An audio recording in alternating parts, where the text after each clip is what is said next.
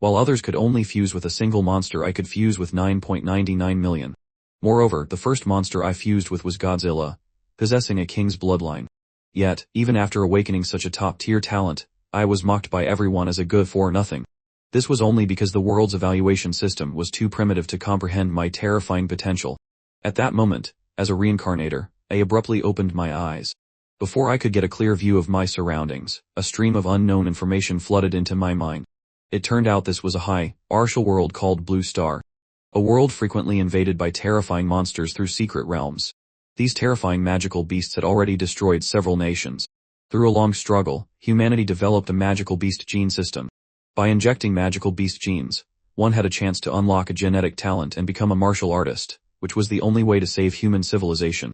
Thus, the entire Blue Star entered an era where martial prowess stands above all. It turns out that the protagonist I transmigrated into was named Yaihi, currently a prospective martial artist about to take his college entrance exams.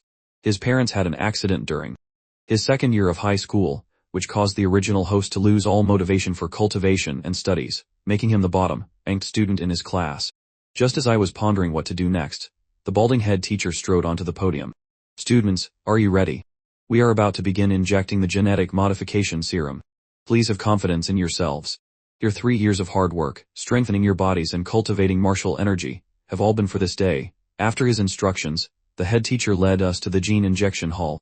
On the tables in the hall were several metal cases containing the gene awakening serum.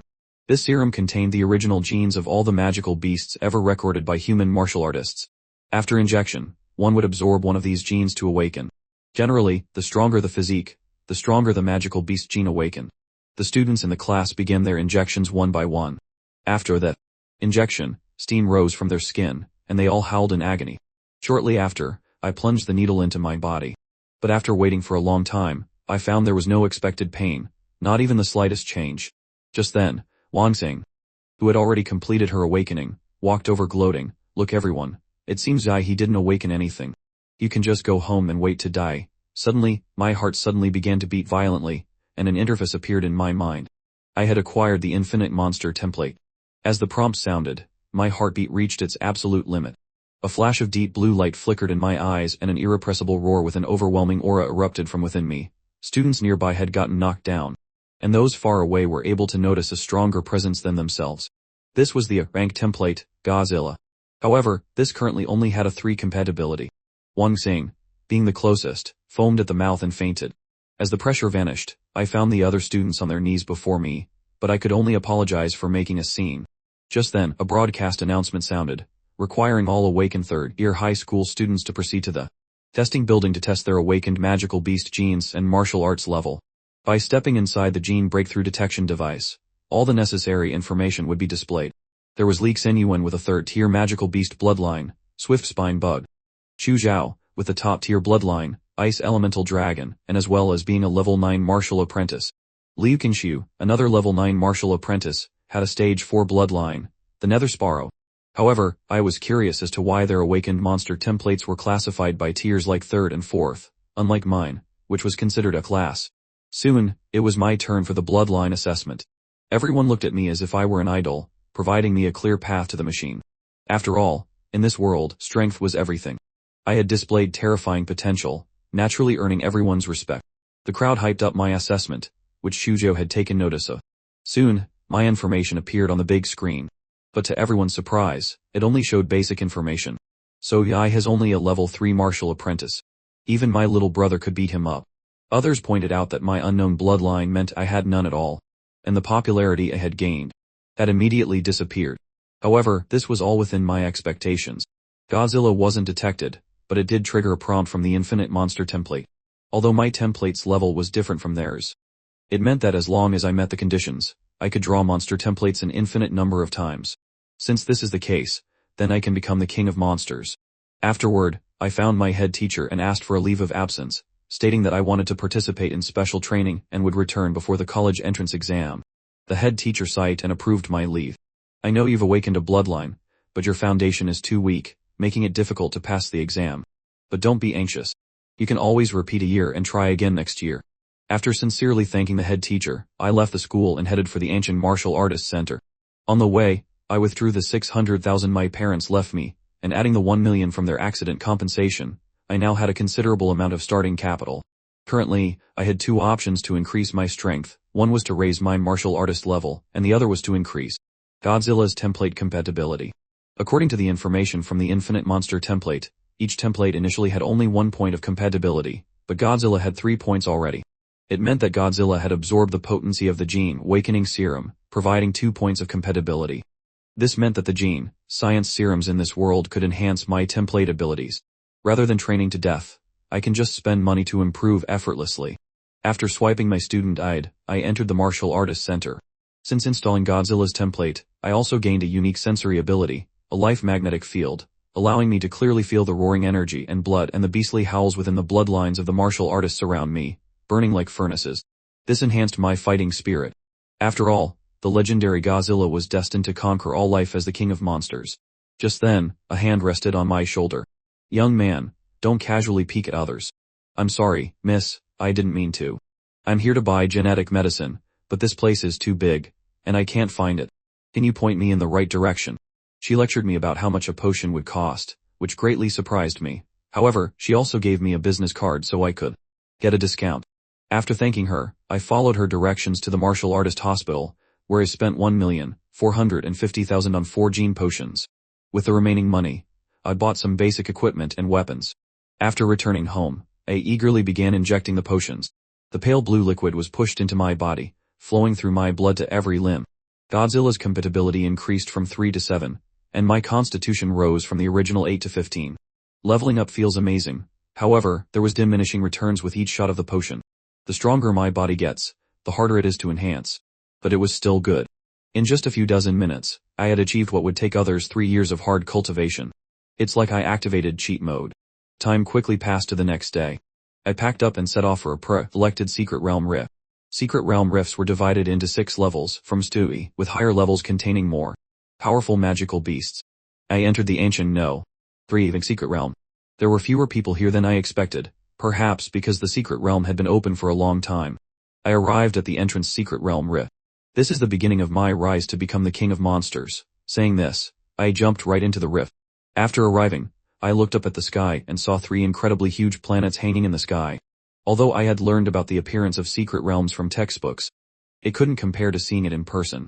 Just then, a creature quietly approached from the grass behind me. It was a first-tier magical beast, the Blade Fang Rabbit. The Blade Fang Rabbit lunged at me at great speed. However, I simply dodged sideways and grabbed its head. "Did you think I couldn't sense you with my life magnetic field?" Then finally, I crushed it with a squish. After the Blade Fang Rabbit died, only a white magic core was left behind. Its common quality, worth about 1,000 yuan at most. However, collecting too many first-tier magical beast cores was also pointless. It would be best to find second-tier or higher magical beasts. As soon as I had that thought, a second-tier magical beast, a demon corpse bug, suddenly burst from the ground. "Speak of the devil," I chuckled as I drew my weapon. In a flash, I slashed a large gash in its abdomen. Compared to the steel, like carapace on its back, the soft armor on the demon corpse bug's abdomen was clearly easier to penetrate. The demon corpse bug charged at me as a spiky curled ball. I immediately channeled my martial arts and unleashed Hyper Beam, stopping the demon corpse bug in its tracks. Then it flung 2 scythe-like fangs at me. I barely dodged the projectiles and immediately created distance. After all, without powerful martial arts to assist me, I couldn't handle this bug at my current martial artist level. I have to use my cheat. Legendary Godzilla Bloodline. Activate. The next moment, my skin turned a deep blue, my pupils shone like sapphires, and a layer of hard scales covered my arms. The empowerment had reached all the way to 21 points. In an instant, I was right at the demon corpse bug's head, slashing and flashing from the inside. I pierced all the way through the creature. In mere moments, I completely crushed the second-tier demon corpse bug. I deactivated the Godzilla form, but my body began to vent the excess heat, surrounding me with a large amount of steam. Looking at that demon corpse bug's green magic core, I suddenly had the idea to swallow it. Feeling a primal urge from my body, I didn't hesitate and swallowed the magic core in one gulp. The magic core was then absorbed into my body. And surprisingly, Godzilla's compatibility had increased by 0.3. Seeing this, I was overjoyed. A gene potion that cost hundreds of thousands only increased my compatibility by 1, while a second-tier magical beast's core could provide 0.3. 3 or 4 of them were equivalent to 1 potion. Damn it, I wasted money on those potions. Turning my grief into motivation, I decided to hunt all night. Utilizing the life magnetic field, I located more of the magical beasts. Time quickly passed to noon the next day. I walked out of the No. 3 secret realm with a sack full of magic cores. After my compatibility reached 9, swallowing white magic cores provided very little increase, so it was better to sell them for money. In total, there were 20 white magic cores and 4 green ones. After selling them all, I got nearly 200,000 credits. Currently, in Anshang City's number 4, rank secret realm, a group of martial artists was preparing to embark on a mission. But due to lacking one member, they had to hire someone from the agency. The team leader, Lin He, introduced me. You're the level 9 martial apprentice, Dazilla. I couldn't enter a D-class secret realm as a student, so I had an illegal agency create a fake identity for me. Dadzilla is a weird name to have. Anyway, as a level 9 martial apprentice, you're indeed not qualified to enter a D-rank secret realm. Our team can give you a chance to observe and learn, but you must not hold us back.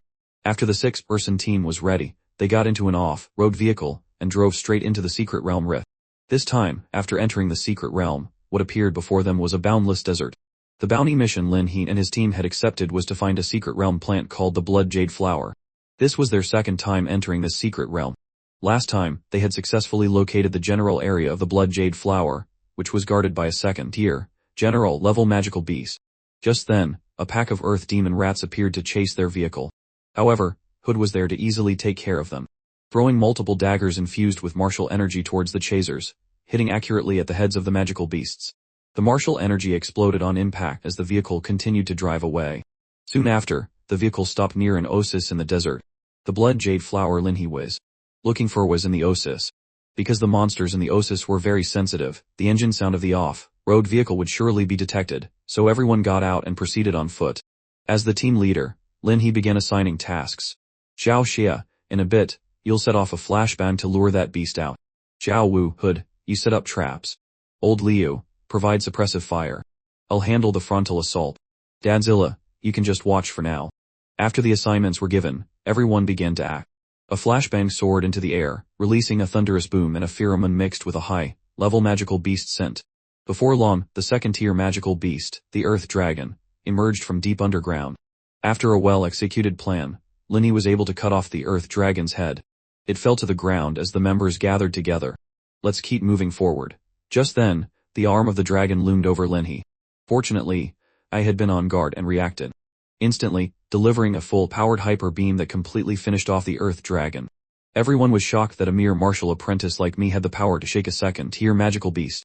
This strength earned their recognition, and they no longer saw me as a burden but as a comrade. Soon, we found the mission's target in the center of the Oasis Lake, a blood jade fruit. In addition to the fruit, we also managed to harvest the Earth Dragon's magic core. Just as Lin He was overjoyed, a sudden change occurred. A team member, Hood, launched a surprise attack with a poisoned dagger, stabbing him in the abdomen. Hood, what are you doing? Then, a tough-looking bald man appeared. The bald man's name was Huo Peng. He specialized in robbing martial artists of their spoils from secret realm explorations. Lin He clutched his abdomen. How did you know about this place? Huo Peng. However, I deduced that the daggers from before had the necessary information. Hood didn't waste words. He threw a dart first, aiming right at me. I grinned, the fighting spirit in my eyes blazing like a beacon. It seems like I need to take out the trash. Just then, Hood unleashed a barrage of daggers towards me. However, I easily blocked the attack with a great roar. Hood took the opportunity to close in, spinning in mid-air. Perfect chance to try out my new skill. From the tips of my finger, a beam pierced through Hood's heart. Hood's mangled body fell to the ground. A gene technique. Which bloodline are you from? I'm from the Godzilla clan. Are you going to kneel and beg for mercy? Even with gene techniques, you can't close this massive martial gap. Bloodline activation. Violent Dreadbear. Huo Peng grew massive in size, like the Dreadbear itself. Unleashing the martial technique, Heat Shaker. In a flash, I ducked and my fingers once again shot a beam at Huo Peng's least defended ankle. But still his arms sweeping like great pendulums, as I dodged this attack. However, his pursuit was relentless, and his giant hands came together again, aiming to crush me. Clapping together, the force was enough to send shockwaves. Are you done? Because it's my turn now. With the core fused, mountain-crushing fist technique, my fists were coated in blue martial energy. As a barrage of blue fists crashed into the bear, like Huo Peng. Before long, he reverted back into human form, beaten into a bloody pulp. You even have a gene technique with poisonous gas. How despicable. A wicked martial artist like you will surely be punished. I curse you. More and more people keep cursing me. Who do you even think you are? 9 days passed in a flash. Today, the National College Entrance Exam had finally begun. Hello, students. This year's General Higher Martial Arts School enrollment is about to begin. I would first like to wish you all great martial fortune. The college entrance exam will use a tournament system. Students will compete against each other in pairs on the arenas, and the winner will advance to the next round. The exam will last for 3 days. The first 2 days are for the selection rounds, and only students who advance will participate on the 3rd day. Each student must fight 3 matches in the selection rounds. Students who enter the promotion rounds will continue to compete until this year's top scholar is chosen. You carry the future of humanity on your shoulders. For yourselves, and for humanity, please show your strength in the college entrance exam. I declare the Anqing City College entrance exam officially open. As his words fell, many candidates began to ascend the arenas. One after another started to fight one another. On arena number 6, the contestants were me and Huang Tomtom. However, I had not yet arrived. The Gene Assembly was the greatest humiliation of my life. I was thinking my raging fire lizard could properly humiliate Yai, but that piece of trash is too scared to even show up. How boring. At the same time, gossip started in the crowd that I was a coward shivering in bed. However, as the referee was about to disqualify me, the martial artists in the arena sensed an incoming presence. Like a smoking blue meteorite, I was flying through the sky, descending towards the arena. What the hell is going on? In an instant, my foot was inches away from Huang Tumtum, and I had kicked her out of bounds with great force. That was close. I almost needed to come back next year. The crowd cheered for my show of strength. But I was reveling at my newly attained 20 compatibility and 226 points in overall fitness. Linny had given me the blood jade fruit as a thanks, and I had naturally absorbed it. After easily defeating Huang Tomtom, I continued to fight 2 more rounds against others, winning all 3 matches. Each victory was secured with a single kick. Unsurprisingly, I successfully entered the promotion rounds. Many recruiters came up to me, however, I confidently declared that I wanted to enter Imperial University. They finally dismissed me, but it was because they did not believe that I could do it. After noticing my performance, several examiners approached me. Student Yai, please cooperate with us. We need to test your martial artist level now. Level 9 martial apprentice. Student Yai, you were only a level 3 martial apprentice half a month ago. We even discovered you had frequented inning and secret realms. Why would you do such a thing? Hearing this, I spun a wild tale. To temper myself. Before my dad passed away, he left me with a saying, to surpass humanity, one must abandon their humanity. So I kept going to secret realms to fight. In battle after battle, I broke through my gene lock. What? You broke through your gene lock? This is a big deal, we need to report it immediately. With that, I felt as if I had inexplicably become a person of interest. On the day of the promotion rounds, I stepped onto the arena. My opponent this time was Luo Xuan from Anqing No. 3 High School, a martial artist with a level 8 cultivation who had awakened a 2nd-tier rare magical beast bloodline. He can make the first move.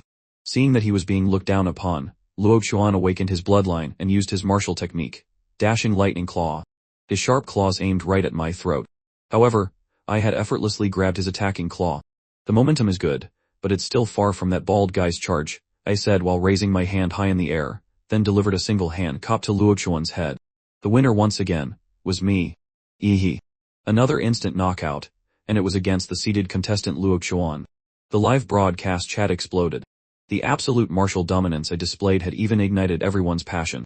Watching Luo Xuan being carried off the arena by the medical staff, Shuju's eyes filled with fighting spirit, as expected of the man I have my eye on. I must meet you in the finals. The head of admissions for Imperial University also saw my powerful performance on the live broadcast. I want all his information within half an hour. Just as my battle ended, the second match of the promotion rounds began in full swing. This was Kai Xiaoling, known as the Queen of Anqing 2nd Senior High, while the opposing contestant was Liu Qingshu, the unattainable flower of Anqing 1st Senior High. And so, the match had finally begun. In an instant, Kai Xiaoling's leg was already sweeping towards Liu Qingshu's neck. Let's see how long you can keep that straight face when I pin you to the ground. Liu Qingshu responded with her family secret art, Sutra of Transient Splendor. Kai Xiaoling's leg was almost enveloped by the water, like martial energy, but she just deflected off and gathered distance. And in an instant, delivered the martial skill, Howling Gale Step. However, her palm stopped inches away from the Lin Qingshu's waist, unable to advance further. Damn, it's a trap. The suction of the air didn't allow her to pull free. At this moment, Liu Qingshu attacked for the first time with the profound, yellow martial skill, Primordial Jade Finger. The martial artists who witnessed this on the live broadcast all widened their eyes. Kai Xiaoling retaliated with her bloodline awakening the Shadow Claw Tiger King. With a light tap of her foot, her body gracefully shifted over, creating distance. Show me your nether Sparrow bloodline. Liu Qingshu spoke her first words of the battle. This is enough. Kai Xiaoling was thoroughly enraged. Facing the fiercely powerful palm strike, Liu Qingshu used softness to overcome hardness. The force of Kai Xiaoling's palm completely vanished. Unsuccessful in her first strike, Kai Xiaoling used her powerful blood energy to shatter Liu Qingshu's invisible threads, her small body leaping into the air for another kick. Seeing this, Liu Qingshu once again used the profound Halo martial technique, Primordial Jade Finger. The jade-colored fingertip collided with the fiercely powerful kick. The two powerful streams of martial energy clashed, shattering the specially made arena beneath their feet. Hundreds of thousands of people watched nervously to see who would be victorious. As the dust settled, the first to appear was Kai Xiaoling. She was covered in blood, swaying as she struggled, but finally collapsed from exhaustion. In contrast, Liu Qingshu stood like an otherworldly fairy. Liu Qingshu was victorious. Soon, the matches finished, and the top 8 advancement drawing ceremony had now began. I was the one to draw next. So your Gruppa, I'm also in Gruppa, so it looks like we'll be facing each other. My name is Shin Guan, from Kingfin Private High School. Our match is the second on the arena. Let's watch them fight the first one. Luoxi, he is very strong, but against that Chu Zhao, he still stands no chance. The winner of this bout was Chu Zhou of Anshan First Senior High. Compared to me, I'm the martial arts president of the 3rd year at Kingfin Private High School. My other 2 companions combined probably couldn't beat me. Actually, in this college entrance exam, I think you are the strongest opponent. I've been particularly sensitive since I was a child. I can sense that you are like a dormant volcano with a giant beast inside you. But it seems like it's our turn now. The top 8 advancement tournament, the second match. Shin Guan versus Yehi. With the referee's command, Shin Guan and I threw punches at each other simultaneously. Our fists collided in an instant, and the air buzzed as if from an explosion. Although a trickle of blood flowed from Shin Guan's nose. He was extremely excited. A powerful martial energy formed a barrier on his body, blocking the nuclear radiation I release. Seeing this, my eyes were burning with endless fighting spirit. Then let me show you the martial art passed down through my Shin family for generations. Martial technique, Shape Will Fist, Deer's Peak. His attack was way too fast. In a blink, he strongly hit my chest. I couldn't help but spit out a mouthful of blood, my body thrown back dozens of meters. Shin Guan once again attacked, taking the form of a great bear. His already large frame crashing into me, as I blocked it with my arms. I broke into a cold sweat, realizing that Shin Guan's physical attacks were infused with martial energy, causing double the damage. The next second, his fist wrapped around me, and suddenly I was in a chokehold that could lock my martial energy. Next, with the form of an ape, he had thrown me high in the sky. Then, crouching like a tiger, he landed a devastating uppercut at me. He continued his assault by diving like an eagle, slamming me deep into the ground. This series of combos left me with no way to fight back. The medical staff outside the arena were already preparing to enter and rescue me. But the next moment, Shin Guan suddenly felt goosebumps all over his body, as if he had seen some world-destroying behemoth from within the dust. An arm covered in scales stretched out, and then I appeared before everyone.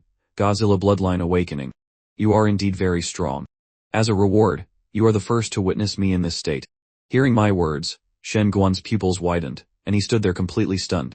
To the eyes of others, my bloodline awakening only meant one thing: I was a bloodline genius. To think your bloodline awakening is at such an overwhelming level. With my appearance, the energy sensor in front of the examiners began to emit a piercing sound. The sensors detected an ungodly amount of nuclear energy radiation. Together, they wrapped the arena with martial energy to prevent any leakage. During this, the spectators buzzed once again. It seemed like they did not know what my magical beast was, which made me realize that there was no being like Godzilla on Blue Star. Shin Guan's nose started bleeding again. His martial arts barrier could not withstand the overwhelming radiation. So he had to end this quick. Bloodline Awakening, the Gold Star Ape Demon. Then he threw an attack, directly at me. Martial technique, Form, Will Fist, Snake Strike. Seeing this, I immediately used my own martial technique, Mountain Blocking Fist, to meet his attack. His arm was completely destroyed, but fortunately not shattered. You are outstanding, Shin Guan. But unfortunately, you cannot change the outcome. This was the first time Shin Guan had been at a disadvantage in a clash, but he didn't retreat. Don't get distracted, big man. A unleashed a barrage of attacks onto Shin Guan. However, his arm, like a boneless snake, coiled around me. He used my immovable state to reposition himself. He leaped into the air, then used the martial technique Form, Will Fist, Lift and Stomp. With a boom, a huge sound wave created a shockwave that nearly shattered the entire surface of the arena. When the dust settled, everyone looked at the center of the field in disbelief. I was still standing there, motionless and unflinching. Now it's my turn. A circle of blue energy ripples began to glow on my fist, the terrifying heat distorting the air. But before I could make a move, Shen Guan suddenly knelt on the ground. "Brother Ye, I surrender." Hearing this, I was stunned and frustrated. The power I had gathered had to be reluctantly retracted. According to the rules, after one party surrendered, the other had no right to attack. And so, the referee immediately announced the result. "Match over. He wins." The principal of Kingfing had a livid face. "You dared to surrender. Do you know how much money we spent training you? You ungrateful wolf. Don't even think about going to university until you've paid back the money." Before he could finish, Shen Guan's large hand landed on his shoulder. I couldn't have taken that punch. I surrendered to avoid damaging my foundation.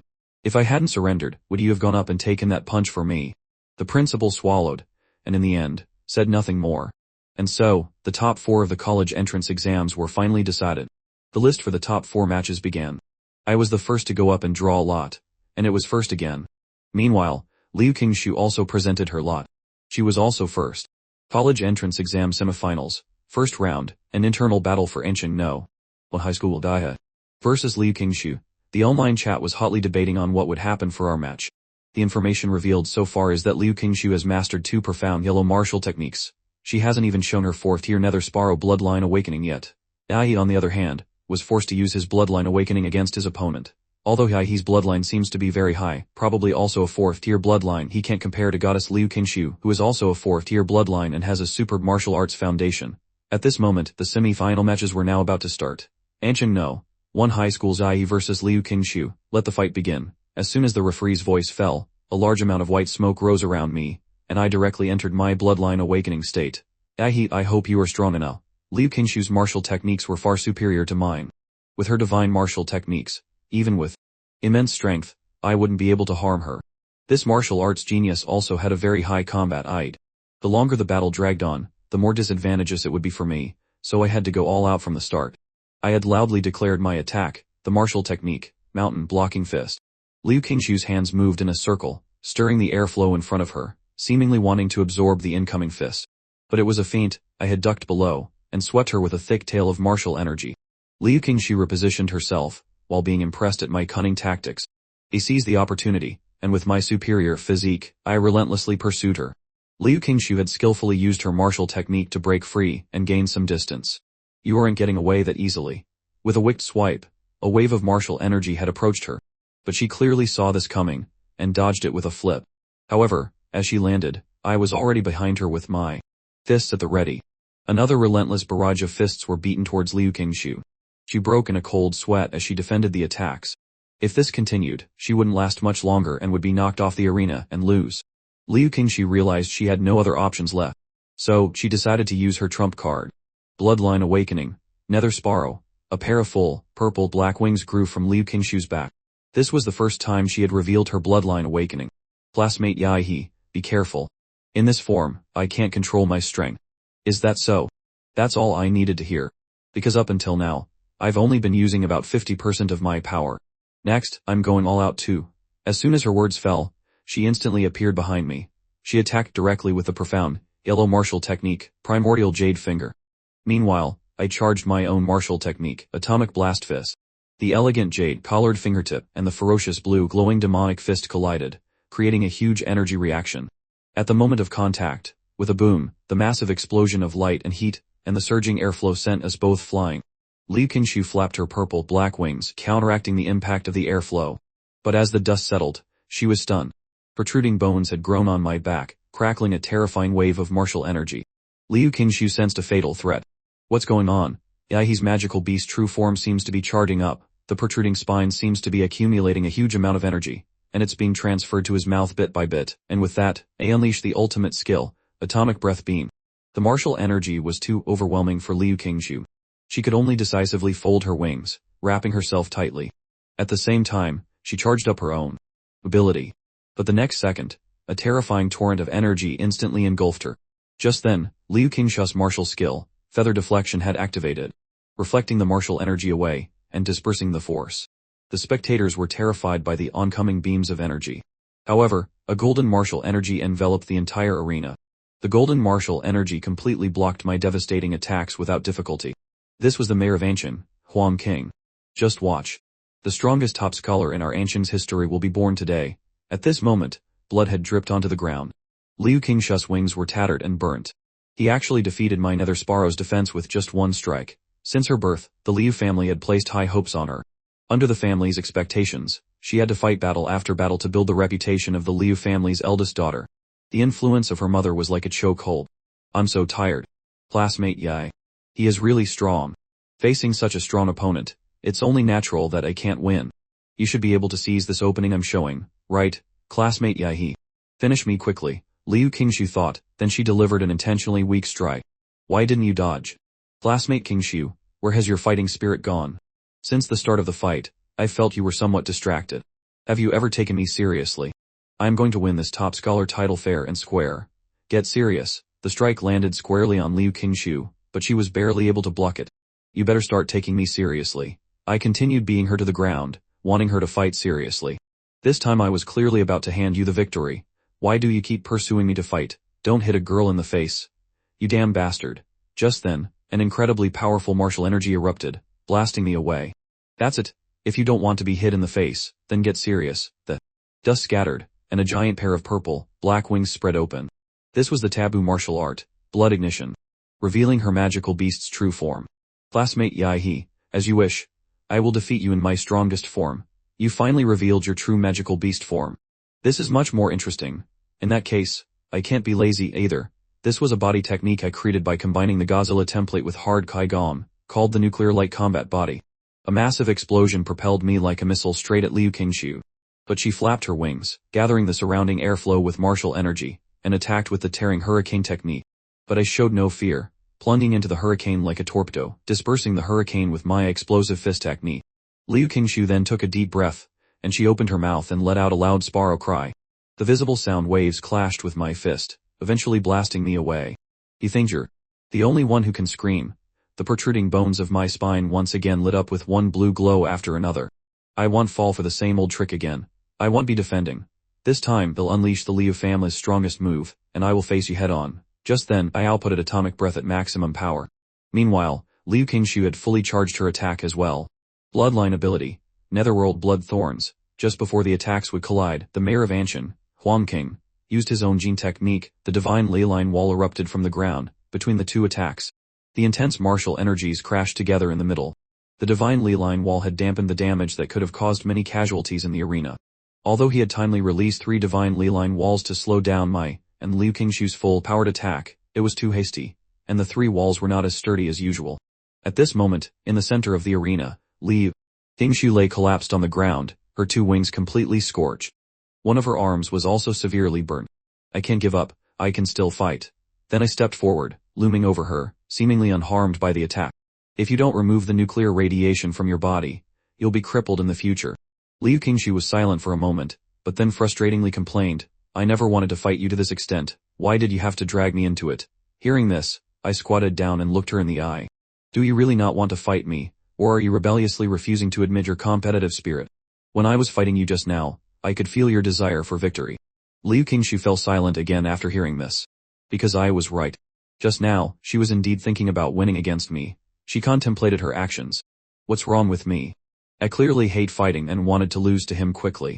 But during that clash, I felt the exhilarating fighting spirit. Suddenly, I placed my hand on her shoulder, absorbing all the nuclear radiation from her body. You had too many distractions in your battle, that's why you lost. However, you are still the strongest opponent I have met so far. I hope we have a chance for a pure battle next time.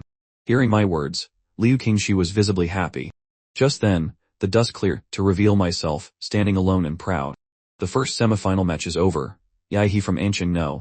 1 high school wins. Shuzhou and I both advanced to the finals. The final battle of the Anshan College entrance exam began.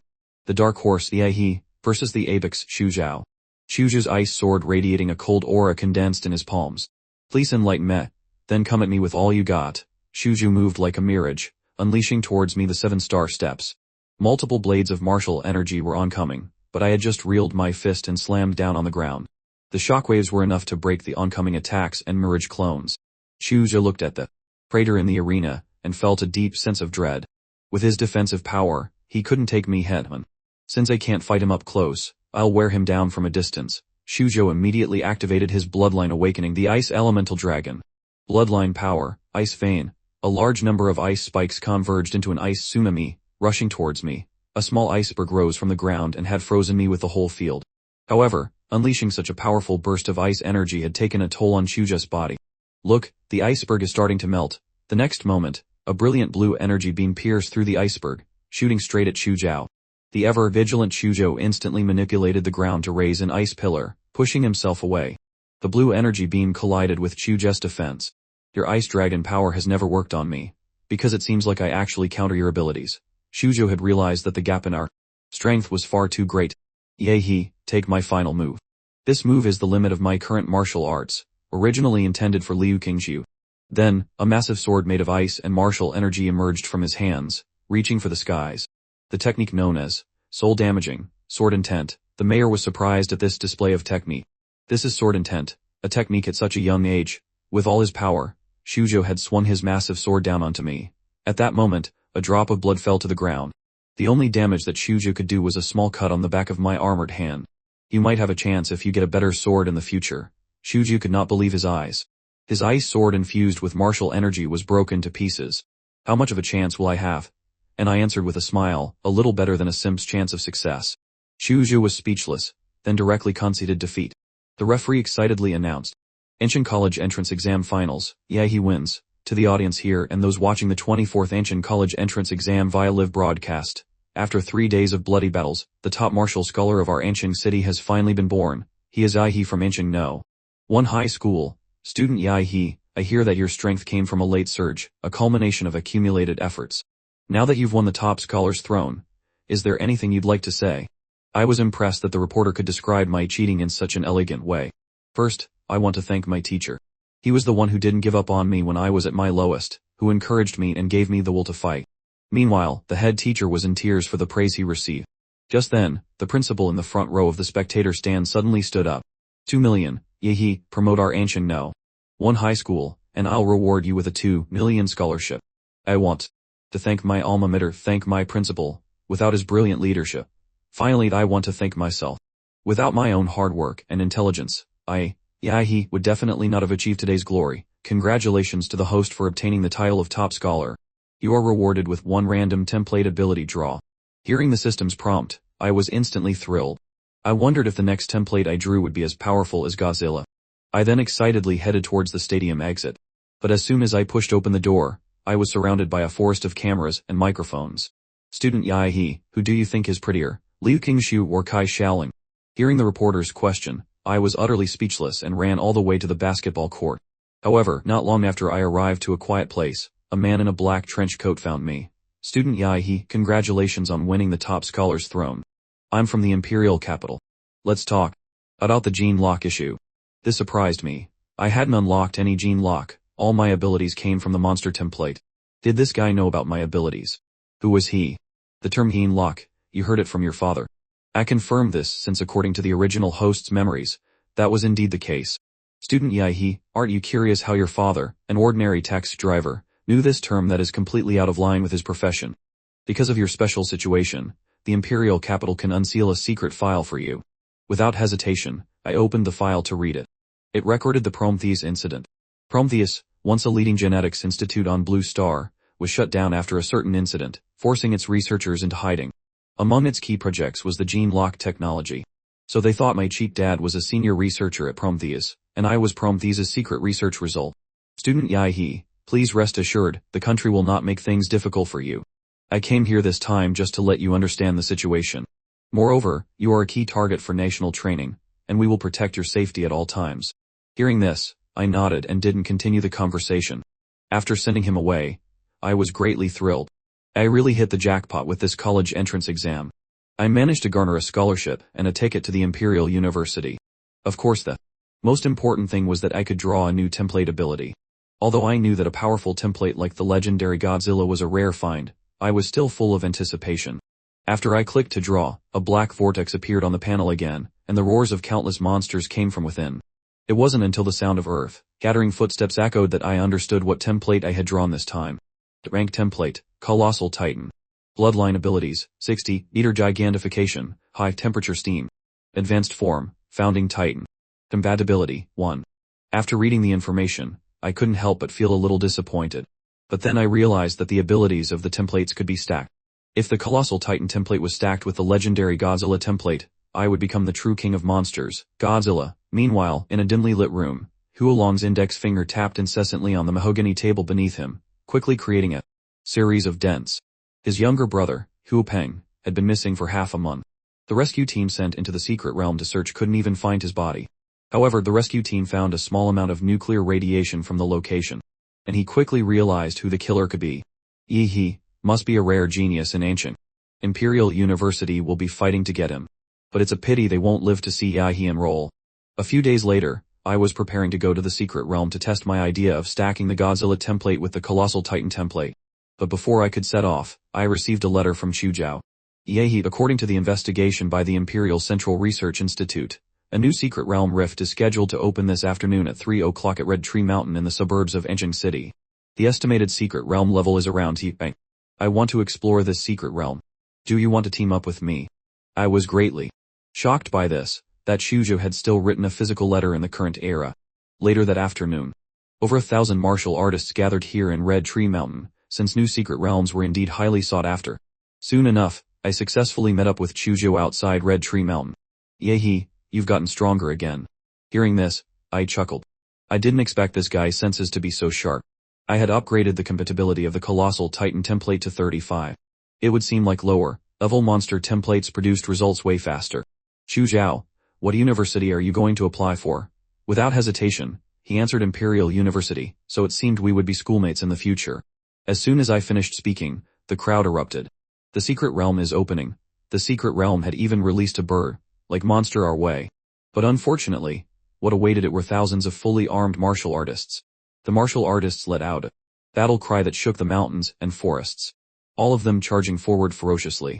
The three-headed strange bird looked in terror at the thousands of martial artists swarming towards it like madmen. It wanted to retreat, but awkwardly, it was stuck. And it was soon easily defeated. After the battle, the group continued deeper. Chuzhou and I followed the large group of martial artists into the secret realm. The thick smell of blood filled our nostrils. A beast tide had already gathered inside the secret realm. The martial artists were currently fighting the beast tide, and the sounds of roars and wails all merged, creating a cruel and bloody symphony of war.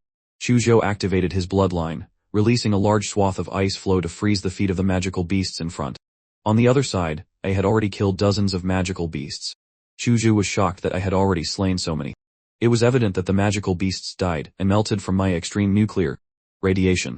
On the battlefield, I was like a humanoid nuclear contamination source, releasing radiation without restraint. Wherever I went, life began to decay and die. The other martial artists recognized what I was doing, and had formed a protective positioning. At that moment, a signal flare lit up in the sky. The leader of the beast tide must have been defeated, and the beast tide even began retreating. Of the 1,000 martial artists who had gathered, only about 800 remained. I walked over to Chuzhou with several large sacks on my back. How did you get so many magic cores? This is my spatial ring, you can put them in here for now. A spatial ring is worth tens of millions. I didn't realize you were a rich guy, Chuzhou. Just then, the raid leader, Wuzhen, had come back. It's a good thing the high-level martial artists went to kill the lower-level magical beasts, otherwise we would have all been exhausted to death in the beast horde. Hello, our ancient's top teller. My name is Wuzhen, and I'm the branch leader of the Silver Wolf martial troop in Ancient. I just heard from my members about your heroic performance. I wonder if you would be willing to join our martial troop. Joining will not affect your university studies. In fact, it will allow you to enjoy various subsidies and benefits. Wuzhen, am willing to offer you an rank member contract. Wuzhen's words immediately made the surrounding martial artists envious. The Silver Wolf martial troop was considered a large martial troop throughout the entire kingdom. Meaning an rank contract is incredibly rare for a student. Wuzhen, I was wondering why you ran so fast. It turns out you were rushing ahead to recruit people. Student join our Chengda martial troop. Although our troop is smaller than Silver Wolf, you will enjoy 15 of our troop's monthly cultivation resources. As soon as she said this, all the martial artists' eyes widened. Sorry, I currently have no intention of joining a martial troop. Wuzhen and the others were not surprised by my answer. They considered this recruitment attempt as just a way to build a good relationship. The beast tide crisis was over, which meant the martial artists were free to explore. Chuzhou and I first flew to the tops of the trees, planning to get a full view of the entire area before making a plan. But as soon as we got up there, we were both stunned. In the far distance, by a high mountain, a group of black humanoid creatures were moving slowly. Their bodies were as huge as the mountains. We are still young. In the next few years, we might not only be able to conquer these secret realm magical beasts but even figure out the truth of the secret realms. Shuju was a bit speechless. It seemed that not only in martial arts, but even in willpower, he couldn't compare to Yahi. Yahi was the true martial artist. At this moment, I detected a strange place through my life magnetic field. It was a lake, and the location of the lake was a complete blank, like a vacuum. The bigger the waves, the more expensive the fish. I decisively decided to take Shujo to the lake to try our luck. Soon, we passed through the giant tree forest, and arrived at the lake. When we arrived, 3 people had already gathered here, and one of them was a familiar face, Huang Yuli, the one who had once given me a discount business card. Isn't this our top scholar Yai? I never thought you. Little guy, we're so amazing. Sister Yuli, how long have you been here? We just arrived. 2 of our teammates who are good at swimming went down to scout the lake. Suddenly, a figure leaped out of the water. We struck it rich. We're going to be rich. There's a relic at the bottom of the lake. We're going to make a fortune. I asked Shuju what they were talking about. In the secret realm world, there were some mysterious buildings believed to be left by a previous civilization of the secret realm, which experts collectively called relics. After Yu Yang finished his report, he immediately looked at me and Shuju with hostility. Who are you two? How dare you eavesdrop on us? Huang Yuli immediately introduced us, and that we could help with exploring the ruins. As for the rewards, they were free to give us what we contributed. Yu Yang led the way, and the others followed him into the lake. Easily, we were able to dive deep within the lake. And eventually, we reached a big cave. Strange, where's that guy Li Wei? Didn't I tell him to guard here? He took out a walkie-talkie and called Li Wei several times, but there was no response. This place seems very dangerous, and Li Wei is missing. Should we still explore? We must explore. If you don't dare to pick up the riches and honor laid out before you, you'll be a bottom-tier martial artist for life. In that case, let's go. Yu Yang walked in front, leading the way for everyone. Because of Li Wei's disappearance, the group was now very silent, on guard against any possible danger. Something's not right, the timing is off. Huang Yuli said their team had just arrived at the lake, which means at most 10 minutes have passed. Yet Yu Yang and Li Wei were able to find this cave at the bottom of a huge lake, pass through the underground cavern, and find such a hidden route to the relics. It's like they have a map hack in a game. It's obviously a trap. Should we warn your acquaintance and leave? No rush. I have a trump card. Emerging from the narrow path, there was a massive cavern, with dense, dark green vines covering every corner. Many vines were wrapped around the corpses of magical beasts. The relics you mentioned, where are they? Just as she finished speaking, a teammate suddenly screamed. Where she was pointing, the shriveled corpse of Li Wei, pierced by vines, hung in midair. Suddenly, Yu Yang was already kneeling on the ground, muttering to himself, why are there no relics here? Where did the relics go? Li Wei is dead. How did he die? The vines. I think I was also by the vines. You guys, run. The next moment, with a squish, his head exploded like a firework. Several vines extended from the opening in his head, swaying like the tentacles of a demon. While everyone was stunned, I directly used atomic breath. A brilliant blue beam of light engulfed Yu Yang's upper body, and those strange vines were also annihilated by the atomic energy. I didn't expect a magical beast to have such intelligence. After hunting 2 martial artists, it parasitized one of their brains, using him as bait to lure more prey. It seems we've been lured into its hunting ground. Just then, the passage we came from had been crushed by the vines, blocking our retreat. This is a second-tier king, level magical beast species, the ghost demon vine. A king, level bloodline can't be measured by ordinary levels. This level is not something a few first-tier martial artists like us can fight against. Whatever level it is, just watch me smash it to pieces. Just as I was about to enter Colossal Titan mode, with a boom, the collapsed passage behind me was blasted open. A mysterious martial artist, bursting with terrifying blood energy, swept in. I've come for your life, Yahi. I heard of someone in the Red Tree Mountain secret realm who used nuclear radiation to resist the beast tide, though I knew it was you. By following the residual radiation, I tracked you to the underground cavern, holding my breath to avoid detection. Yet you still discovered me, blocking the passage with a boulder and even sensing me when I entered suspended animation, halting my breath and heartbeat. Truly, only you could drive my Huo family brothers to their limits. Who are you, uncle? You suddenly rushed in and said a bunch of gibberish. Do we know each other? Stop pretending. Go to hell. Huo Long roared, and he leaped to attack me. Is this the lair of the ghost demon vine, luring me into a monster's nest and letting the monster deal with me? Damn it, was this also your plan, Yahi? The ghost demon vine's characteristic is to absorb martial energy and release neurotoxins. If this drags on, I'll definitely be defeated here. Damn you, you dared to set me up. Uncle, you have a lot of inner drama. This is our first time meeting, right? Huolong, now annoyed, unleashed his martial energy to push away the vines. Not good, this cavern is going to collapse because of their battle. Everyone, get out of the way. With my body covered in scales, I was charging another maximum power atomic breath. Releasing the torrent of blue light, it broke through the rock layer above. A large amount of lake water poured into the cavern from the opening above, and a passage to the outside was opened. Sister Yuli, you guys go first. Don't even think about running. Xu Zhao unleashed his bloodline ability, soul damaging sword intent, blocking Huolong's attack with a wall of ice. As long as I am here, you won't touch a single hair on Yaihe's head. Little brat, I'm a level 8 martial artist. This little bit of frost can't hurt me. While he was talking, I suddenly got close and used Atomic Blast Fist. A brilliant blue light illuminated the entire underground cavern, and Huolong was sent flying into the stone wall. You go first. That guy is a high-level martial artist. It'll be a bit difficult for you to deal with him now.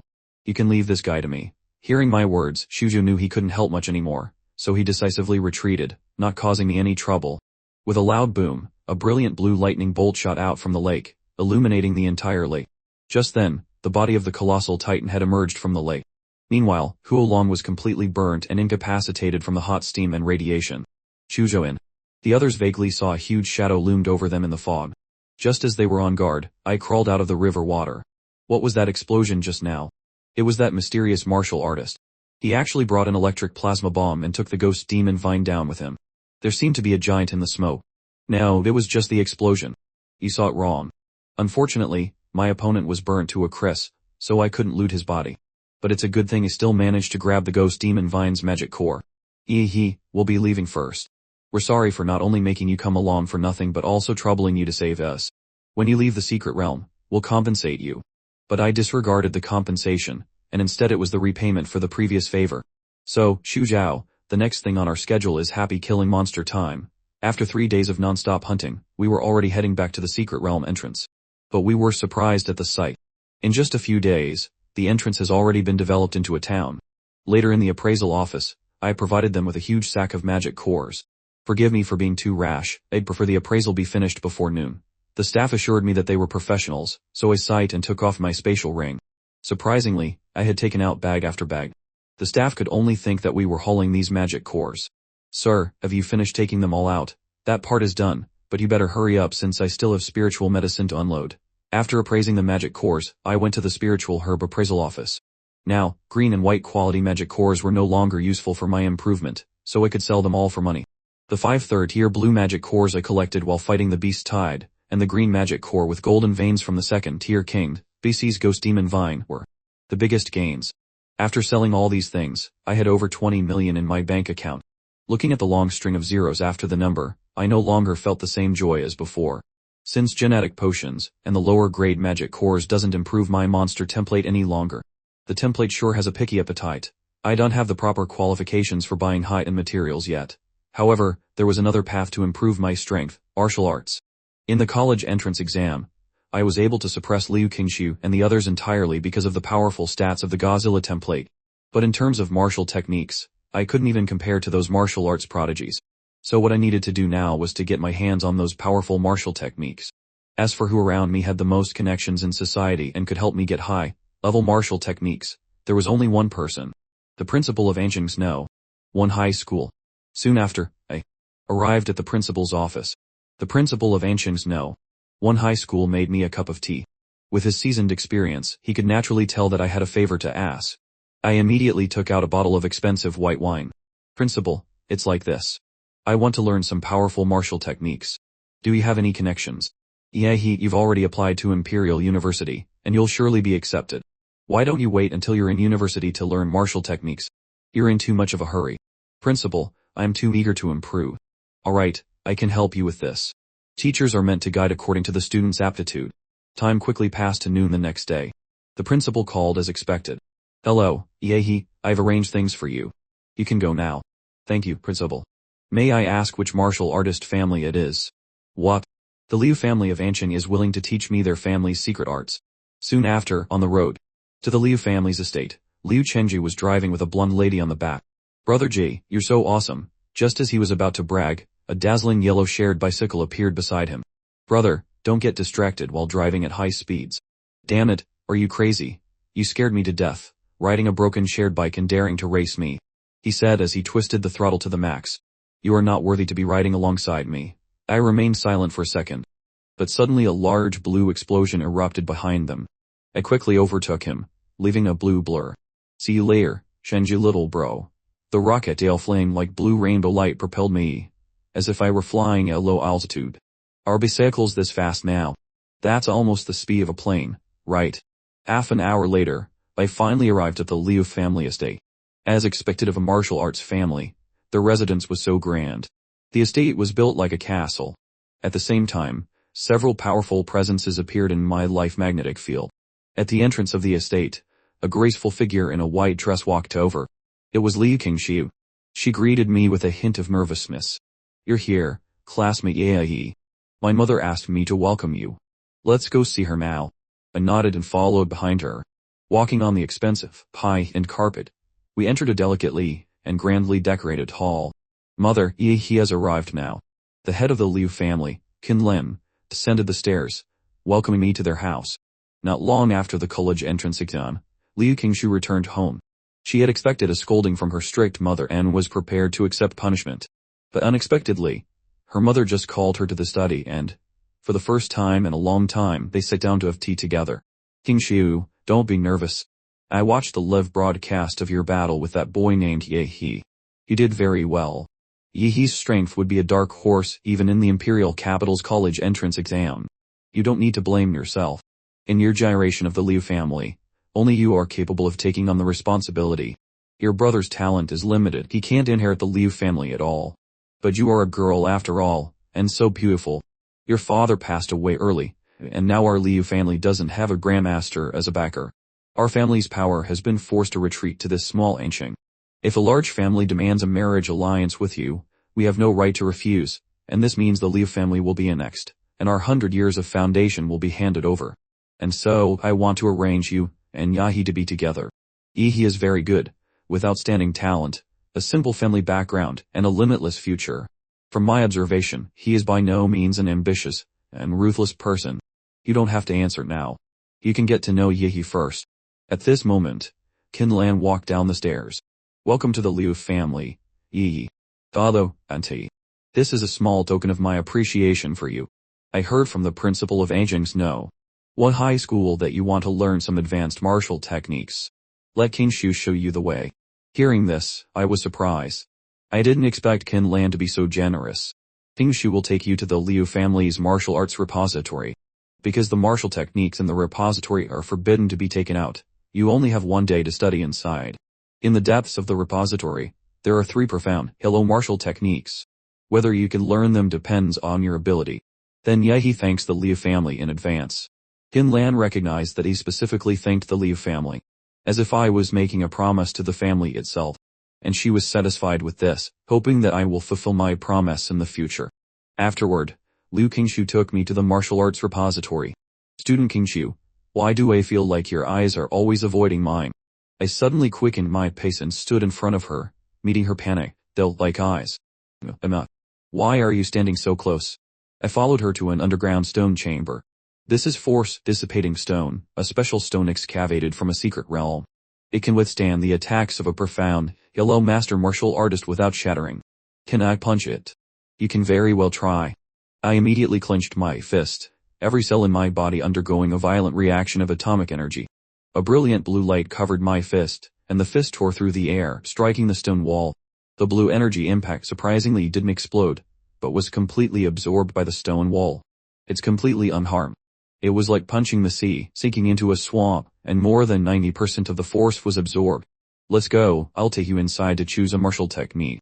The martial techniques here are categorized by movement techniques, defense, body tempering, swordsmanship, and so on. Whichever book you want to learn, just use this identity card to open the permission. The profound, yellow martial techniques are in the innermost small stone chamber, which is also accessed by swiping the card.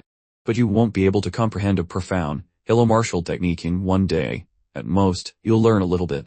I can pick a few martial techniques for you that are second only to profound yellow and suitable for you.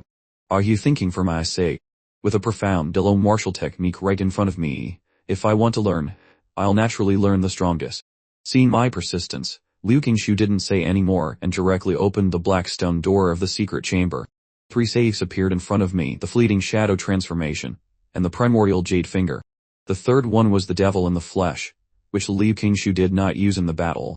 To learn profound, Delo martial techniques, one must feel the martial rhyme left by its creator, not just see it. If you can't sense it, or if your attributes clash with it, you can't practice it. In truth, these techniques are alive, they choose the martial artist, not the other way around. Then I must be the chosen one for the devil in the flesh technique. Liu Qingshu then opened the safe, revealing a ferocious bronze statue inside. Isn't a profound Delo martial technique a book? Profound Delo martial techniques are not just statues. They can also be paintings or utensils. Anything can become a carrier of martial rhyme. This is the wonder of a grandmaster. Only a grandmaster can condense martial rhyme and attach it to an object to pass on their legacy to future generations. The rest is up to you. If you have the affinity, you will naturally feel the martial rhyme. I circled around the statue of a strong man a few times, unable to figure out how to feel the martial rhyme. If it's all about affinity, then I'll just take a nap. I immediately lay down and fell asleep, which made Liu Qingshu, who was watching on the monitor, silently annoyed. When I opened my eyes again, I found myself in a dilapidated temple. It was covered in cobwebs and dust, and even the angry-faced bodhisattva on the altar had a broken arm. Is this what they call sensing the martial rhyme? Am I in the world of martial rhyme now? I couldn't feel any martial energy. Not even Godzilla's nuclear reaction. I seemed to have returned to the form of an ordinary person. But thankfully, my monster template was still there. It had prevented me from dying by blessing my spiritual body. Only a true man can inherit my martial arts, otherwise I'd rather let my legacy rot in the ground. Boy, prove to me that you're a man of steel. When the storm rages, there will be 100 ghosts parading at night. At that time, you'll guard this broken temple for me and don't let these angry-faced bodhisattvas be defiled by the evil ghosts. If you succeed, I'll reluctantly teach you my skills. If you fail, you'll go mad and never practice martial arts ever again. A cold drop of rain fell through the dilapidated ceiling onto my face. The man disappeared. It looks like the trial is beginning. I then found a rusty, broken sword behind the angry-faced bodhisattva's altar, and stood at the entrance of the broken temple, one man and one sword. The rumbling thunder continued, and the pale lightning illuminated my face. This lightning seemed to be a signal, causing the dark world outside to boil. A shadow had pounced towards me, and I met it with a direct slash. The moment the sword blade touched the shadow, the rusty sword body burst with a golden light. As expected, the trial wouldn't let a martial artist fight 100 ghosts with their bare hands. There must be hidden items around. I became excited and no longer defended the broken temple but took the initiative to attack, rushing out with my sword into the darkness. The 100 ghosts in this trial carry my baleful aura. For a mere martial apprentice to leave the temple's protection is courting death. Another fool. It seems martial artists grow weaker with each generation. The ferocious man sighed, and just as he was about to go outside to collect my body, he had realized something. How did this kid do it? Why can't the 100 ghosts get close to him?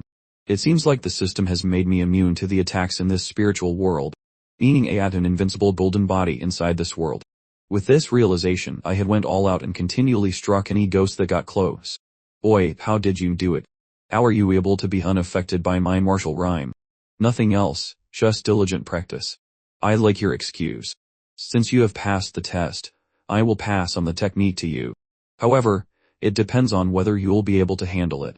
The angry-faced bodhisattva in the broken temple collapsed, revealing a dry well it was suppressing. This well contains the essence of the baleful aura I condensed in my lifetime. The devil in the fleshy technique is also at the bottom of the well. If you can refine it. Before he could even finish, I had already dived into the well. Alright, I've never seen such a unique young man. In his prime, the ferocious man was a hero who had braved and swank secret realm. He had both succeeded and failed because of the devil in the flesh.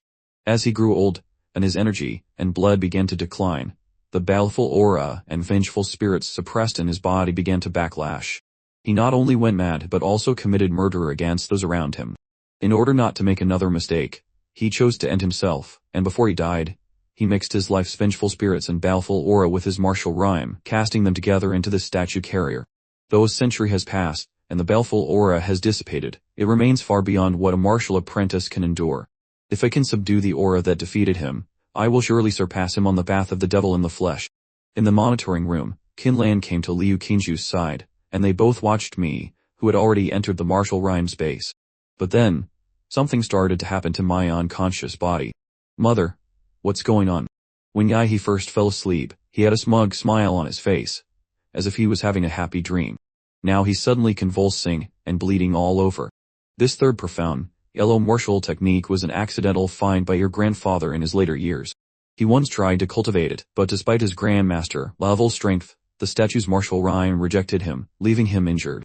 Since then, none of the Liu family has mastered this technique. Such extraordinary power demands a price only the worthy can endure. Since Yahi chose to accept the power of this martial technique, then he... But suddenly, I had woken up and was even stretching, as if I had slept very comfortably. Thank you for teaching me the martial art, elder. My mind still echoed with the last words of the ferocious man. Boy, you are the most talented person I have ever seen. Maybe you can find out the truth of the secret realms. This is something our predecessors have never accomplished, so I leave it to you juniors. But what the ferocious man didn't know was that I completely cheated the test. Devil in the flesh, the body is like Shira. Although my panel stats hadn't increased at all, now that I had mastered a profound, yellow martial technique, my combat power is now doubled. You've mastered it. Yes, they've mastered it. How is that possible? Even with Kingshu's talent to initially master a profound, yellow martial technique, she had to stay in the martial rhyme space for a week without sleep.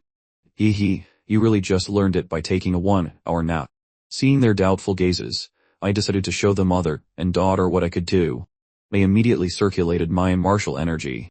This was the evil spirit I had mastered from the martial rhyme world.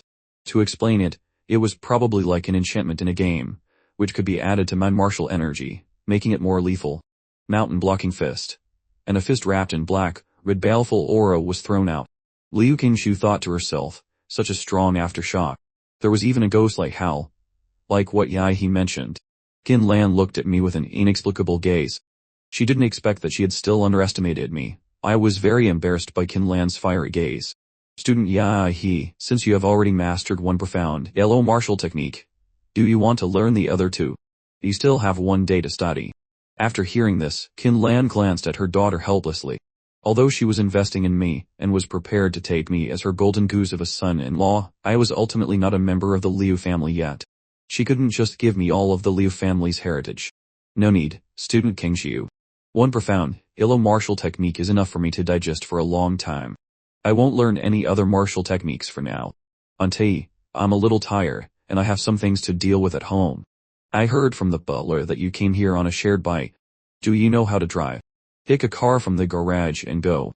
It'll be more convenient for you. Speaking of which, I immediately remembered the young man and met on the way here. Auntie, do you have a motorcycle? Yes, you like to ride motorcycles. You have the same hobby as my troublesome son.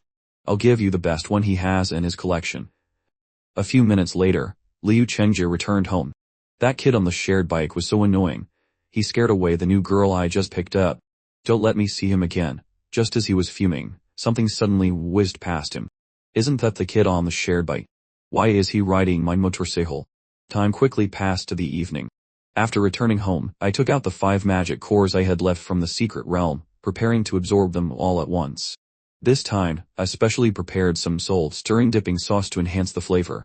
I picked up a piece of the magic core, dipped it in a sauce, and swallowed it. A hot current instantly filled my limbs. I then summoned the panel, and added all the increased points to the colossal titan template. Then I continued to pick up the green magic core with golden fins, and swallowed it.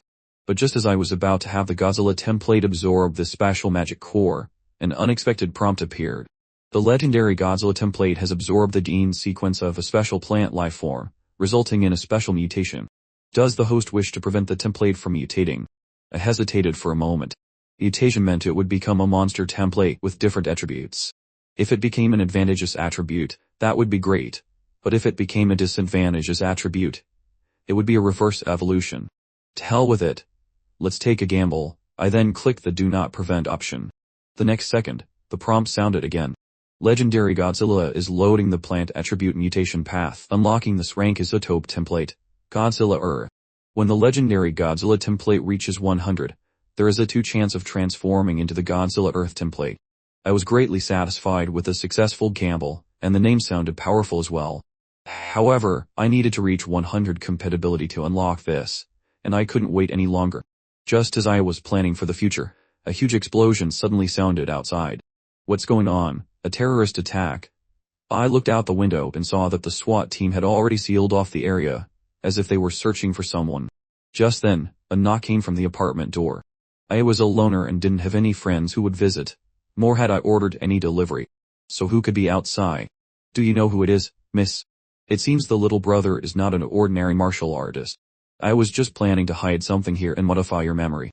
Since you've discovered me, I'll have to make you suffer a little. You'd better not run. Forget it, I have so much in savings anyway. I'll just buy another apartment.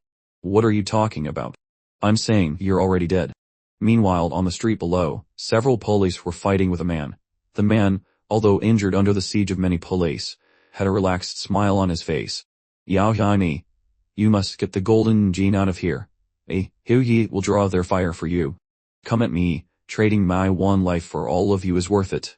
Just then, a dark figure fell in front of him, creating a large pit in the ground. Yao Himi, why is your white nano battle suit now burnt black? Says, I risked my life to get you and the thing out. What happened? They've hidden the thing. Let's retreat first. With that, she took out a large number of special smoke bombs, threw them on the ground, and then escaped with Ju Yai through the sewers. Later, the two emerged from a small alley. Finally lost the cops now. You still haven't explained to me why you trespassed into my home. I guess you just happened to pick this great one's place when you were randomly choosing a resident, right? As a reward for trespassing, I'll play with you properly. How did you find us? Of course, I wouldn't explain to him that I could track Yao Yaimi's radiated body. This is the perfect time to test out the devil in the flesh technique. My fist instantly smashed towards Ju Yai. Under the enhancement of the black, but baleful aura, the fist also underwent a violent cell-level atomic reaction. A black, but energy lightning bolt erupted, and he was sent crashing into the cement. Yao Yaimi watched Ju Yai being sent flying and couldn't help but gasp. Whose disciple are you? My master is Godzilla. At this moment, Ju Yi struggled to his feet, steam rising from his bloody arms. This was the true form of a magical beast, the iron-crowned rhino. Now this is more like it. Just as my attention was focused on Ju Yi, Yao Yaimi used her nano Edelsuit's optical camouflage to launch a surprise attack from behind. However, as soon as she got close, she was hit in the abdomen by an atomic beam shot from my fingertip. Her battlesuit was damaged, and she was sent flying. Yao Yaimi is useless. Even her sneak attack failed. Ju Yi roared and charged at me like a runaway train. My eyes showed an excited fighting spirit.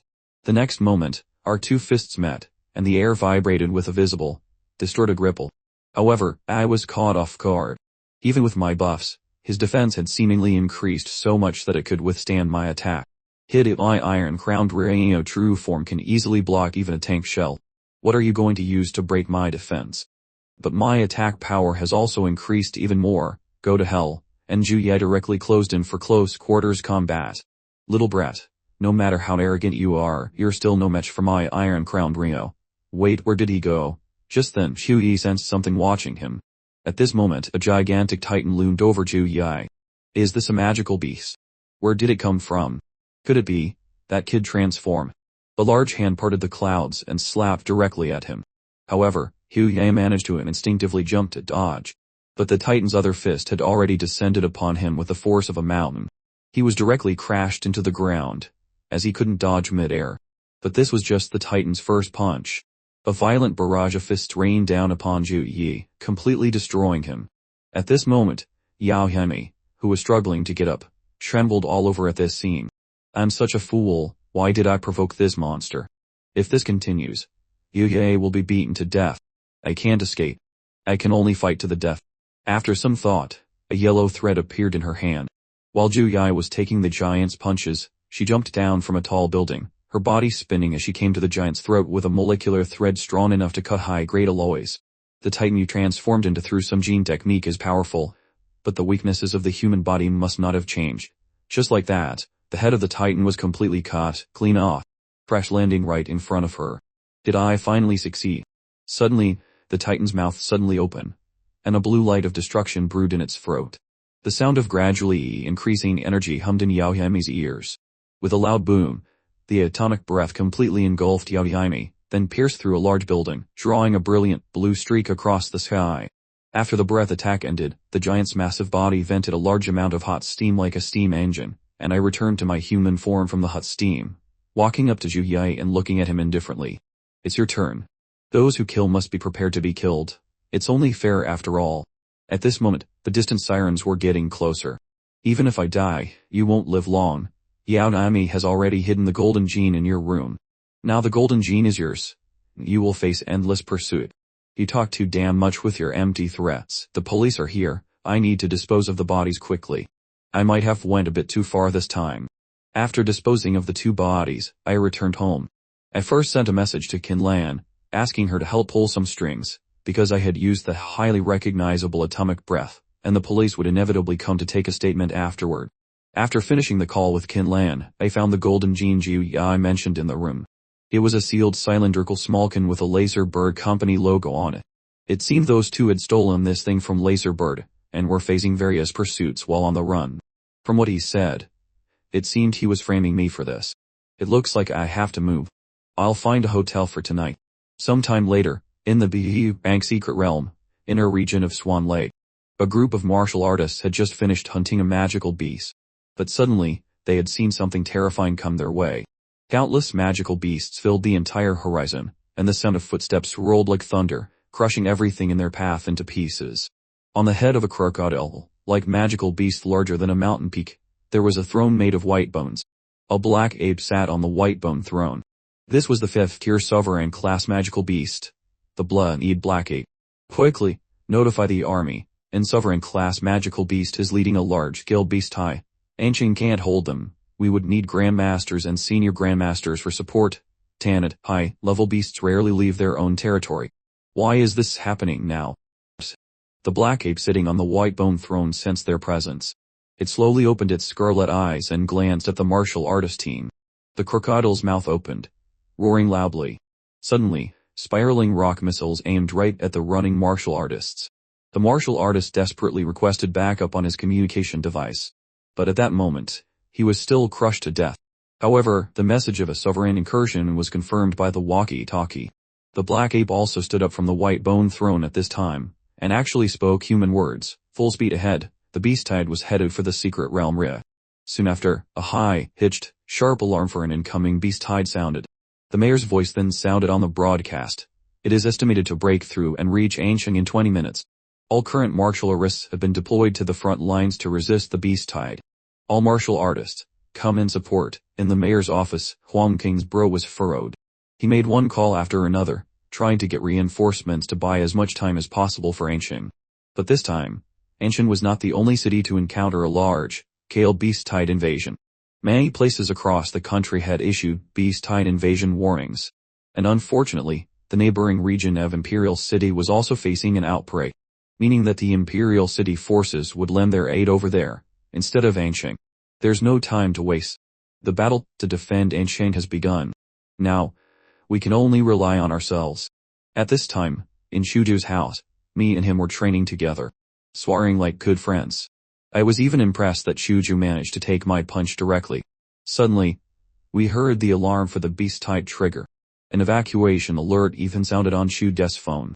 So I then asked Shuju if he wanted to go. Shuju directly shook his head. Are you staying too? I think with your talent, it's best if you leave. So much nonsense, don't be so sentimental. Since you're not leaving, let's go fight together. Meanwhile, in the Li family estate, Liu Qingshi wanted to go fight the beast tide but was stopped by Qin Lan. How confident are you of surviving? Ansheng has only 30,000 martial artists. That's a mere sailboat before a storm, destined to be swallowed whole. And a sovereign-class magical beast is simply not a monster that the current Ansheng can face. That's a being that only a grandmaster can barely fight against. King Shu, your life is not just your own. It's the entire family's. A martial artist family that can't resist magical beasts doesn't deserve to survive. On Yi. We are leaving Ansheng. As for Yi Heat, send him a message and see what he chooses. Meanwhile, in the Swan Lake secret realm where the beast tide invaded, 60% of Ansheng's army, and all high-level martial artists above the martial master level had entered. This vanguard had one mission, to find out what the high-class magical beasts could do. A temporary military defensive line had already been established at the entrance of the sacred realm. This was the final line of defense for Ansheng. Mayor Huangqing stood there proud, hoping that the vanguard could make it out alive. Suddenly, a martial artist with a severed arm and covered in blood stumbled out of the secret realm rift. He held a USB drive in his hand, which contained all the achievements of the vanguard. But where are the others? They're all dead, Mayor. The beast tide trampled everything. We couldn't even bring back the bodies. We must be careful of that blood-eyed black ape. It tricked us. Otherwise, at least a few thousand of us could have made it out alive. As he spoke, a huge stone cone spun out of the secret realm, directly piercing a large building in the distance. The debris from the damage had started to fall onto the defensive preparations. Countless buried landmines were being detonated. They were trying to blow up the unfinished defense. Damn it, it's an attack from the secret realm Sai. Tank company, don't hold back. Fire at the secret realm rift for me. The tanks and anti-aircraft guns in the rear instantly opened fire, and the soaring flames directly engulfed the secret realm rift. They're not sending out magical beasts, but first using long-range attacks to exhaust our strength. How can magical beasts use tactics like humans? Damn it, you damn beasts. Another wave of stone cones broke through the secret realm rift, crashing nearby the retreating tanks. In the dust, a dark silhouette moved. Magical beast has broken into the defense. The rat-like magical beast had chomped the head of a martial artist clean off. The infiltrating magical beast had then charged at the martial artists nearby. Huangqing ordered the tanks to shoot the stone spikes, since that's how the magical beasts were infiltrating their defenses. But this also led to a decrease in the suppressive fire attacking the secret realm side. It's about time. The humans are already powerless to resist. Soldiers, trample that land for me. The beast tide rushed towards the secret realm rift. The white-furred giant ape king withstood the bombardment of several cannonballs as it charged out. The fist line of defense was utterly destroyed. At this moment, I stood on the rooftop of a tall building. After today, who knows what Ansheng will become. Ansheng became a place I grew fond of. I naturally didn't want this city to be destroyed under the iron hooves of magical beasts. Without further thought, I roared and jumped down from the tall building, having activated Godzilla's bloodline awakening. In the midst of the battlefield, Luo Xuan kicked the head of a magical beast. Dai Shaoling was also here to fight. Shuju walked over, holding a blue third-tier magic core in his hand. As geniuses of the academy, they could have left, but they still chose to stay. Suddenly, Luo Xuan looked up at the sky. A tank was soaring through the air, uncontrollably headed towards them. Just as the tank was about to crush the three into a meat pie, Shuju instantly drew his sword. The blade slashed through the air, directly splitting the falling tank in two. Seeing the true culprit who had thrown the tank, Kai Shaoling's pupils shrank. It's the Lord-level magical beast that first rushed out of the secret realm. How did it get to the rear lines? The three had no time to think, because the white-furred ape had already raised its truck-sized fist, and was smashing it down. Shuju was stunned in place. There was no time to dodge at such a close distance. However, a black and blue meteor suddenly crashed into the white-furred ape's head, causing its head to flip and its entire body to topple over. In an instant, it stretched out its large hand to swat the figure away, but its huge palm was firmly held by my small palm, unable to move. It stepped on the white ape's jaw, prying its mouth open with immense force. Open your mouth, I'll give you some oral care. As soon as my words fell, a brilliant blue stream of light shot from my mouth, directly into the white ape's fragile oral cavity. Kai Shaoling and Luo Xuan were dumbfounded, looking at the familiar blue light. But Shuju reassured them that it was just me. Shuju, seeing the sight in front of him, thought that maybe Ansheng could now be saved. Shujiao, I'll leave this to you. I'm going to support other places. I then blasted off into the sky. With a better vantage point above the buildings, he used the life magnetic field ability to track down the biggest magical beast cluster. This was one of the defensive points closest to the secret realm rift. The martial artists equipped their swords and charged at the mammoth like magical beasts. However, they were met with its sharp tusks, ultimately perishing. The remaining martial artists and even ordinary soldiers had no intention of retreating. Even if it meant shedding their last drop of blood, they would never hand over this stronghold to the magical beasts. Suddenly, a large number of black-bed demonic shadows appeared on the battlefield. They didn't attack humans, but went to interfere with the beast horde. At the same time, a brilliant blue stream of light struck the mammoth magical beast. The mammoth magical beast let out a painful roar, and dropped to the ground dead. At this moment, all the surrounding magical beasts besieged me. However, I was like an unstoppable missile, as I unleashed the Thunder Fang Cleave technique, causing a great explosion as I crashed into the ground. The high-level magical beasts instantly realized my threat and decided to prioritize eliminating me. Hee hee, Ancient's top scholar has entered the battlefield. The magical beasts are all swarming towards him. We can't let him be overrun. Till the runaway magical beasts. Protect our last hope. At this moment, a single atomic breath blast pierced through the head of a huge magical beast. The ground was littered with mangled corpses melted by nuclear radiation. My atomic breath swept through the battlefield, preventing the oncoming beast tide from reaching me. Meanwhile, the martial artists were standing their ground and protecting me. A lower-class beast has locked onto Yehi. Protect the pride of Ancient. Just then, a raging magical beast came rushing towards us. However, it was instantly stopped by gigantic golden walls. Huang King had made a perimeter of walls all around. This won't stop all the primal beasts. We need to take down the Sovereign class to end this beast tide. A white-furred magical beast suddenly leaped with great force, wanting to jump out of the stone walls to attack Huang King. But as soon as it got close, it was blasted into smithereens by the energy he released. But suddenly, Huang King had sensed something at the secret realm rift.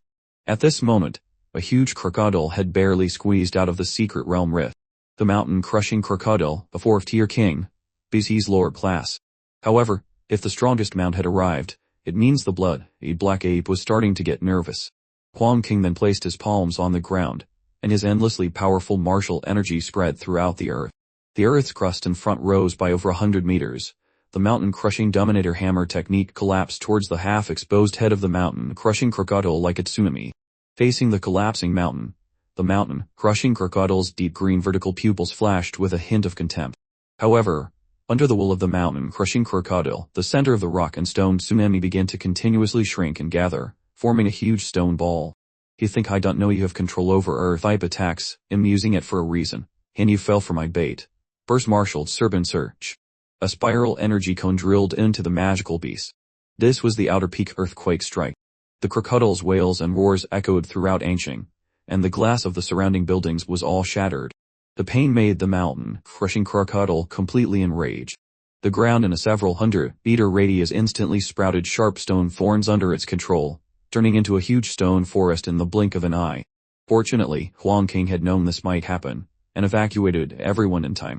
If your entire body had entered Ancient, it'd hardly damage you, but with only one head exposed, you're a lamb waiting to be slaughtered. Huang King used several powerful martial techniques in a short period of time. The air was cut by his high-speed punches and kicks, creating flames. But this just made the mountain-crushing crocodile mad. Several spikes shot out from its body, making Huang King back off. But just as Huang King stopped on the giant crocodile's body to briefly catch his breath, a stone pillar behind him suddenly cracked, and an arm covered in black fur reached out, grabbing Huang King directly. Insignificant human, what are you doing to my mount? It was the blood-black ape, hiding in the stone spikes. Now let me crush your head. Let me show you how powerless humans are in front of me. Just as Huang King's head was about to be crushed by the blood-black ape, he instantly used a flash to dodge. I have confirmed that no one in the city can stop me. I can kill with no restraint now. Huang King's face was expressionless. Although the opponent's strength far surpassed his, he showed no fear at all. The next moment, countless wide and sharp stone knives gathered, forming a storm beast, the Blade Wind Tempest, which roared and swept towards the blood-black ape. Your resistance is meaningless. You're just delaying your death. In its eyes, this was no longer a war, but a game to gradually make the humans feel fear and despair. The storm of stone knives rushed into the blood-black ape, but it didn't even defend itself. The attack could not pierce its skin. Good speed, but the power is too weak. Huang King didn't respond, but raised another sea of stones to attack the opponent. This one is powerful, but way too slow. The blood-black ape easily maneuvered across the sea of stone, suddenly reappearing in front of Huang King. Kneel. I don't like lowly creatures looking at me at eye level. The blood-black ape swung its arm, smashing Huang King to the ground. Although Huang King was severely injured by this blow, his weathered face was incomparably calm. You think you're so smart, but you still miscalculated. In the end, you're just an arrogant beast. Blood Forbidden's technique, Earth Vein Seal. The ground turned into a quicksand with a terrifying suction force, trapping half of the blood-black ape. Are you trying to seal me underground, pound knave, human? Do you think you can trap me forever? As soon as this quicksand slackens even a little, I can break out and tear all the humans here to shreds. You're wrong. This isn't a backup plan. It's a hymn to humanity, a hymn to courage. After saying this, he suddenly struck, piercing his own heart. What are you trying to do? At the start of this war, I buried Ancient's only nuclear warhead underground, and it would trigger if my heart stops beating. You're bluffing. Who would bet their life on something like that? Do you think I'd fall for your bullshit? You see, I never planned to walk away from this. My name is Huang King, and I am the mayor of Anqing. I am willing to give everything for Anqing and its citizens, including my life. But I suppose I've finally done enough. The next second, the nuclear bomb buried underground was finally detonated. Endless light and heat instantly engulfed everything, including his and the bloody black ape's bodies. The area of 1,000 meters in radius turned into a dark red lava pool. A towering mushroom cloud, like a tombstone, rose from the ground. An evacuee at the nuclear blast range had tears in their eyes, all looking at the center of the nuclear blast with the utmost respect. In their eyes, this was a grand funeral. Soon after, in the boundless, dark red lava swamp, the bloody black ape skeleton, which had not yet been melted, suddenly moved. An orange magic core floated out from where its heart was originally located. The magic core released a soft glow, and began to repair the broken skeleton. In a few minutes, the skeleton, which was about to be burned to charcoal, had grown a large amount of flesh and blood. The near-death bloody black ape weakly opened its eyes, feeling the depleted life energy in its magic core, and was instantly enraged. I didn't expect to almost be taken out by the hands of humans. I will kill everyone in this city. I will torture all humans in the most cruel way. First, I'll return to the Sin domain, our place of origin as magical beasts, and after I've recovered my energy and blood, I'll trample this place. Just then, I called out to the bloody black ape. Where do you think you're going? The bloody black ape had realized who I was, and knew he was in grave danger. It's a shame I was too late, but I found you at last. I charged in with an atomic blast fist, blasting it with a great blue explosion. However, the magical beast was unshaken, even wanting to take the opportunity to kill me. If he had run from the start, my mini-uke might not have been able to hit you. But since you are so eager to die, you can have this instead. The bloody black ape sensed the energy of the nuclear bomb, cursed under his breath, and urgently wanted to retreat.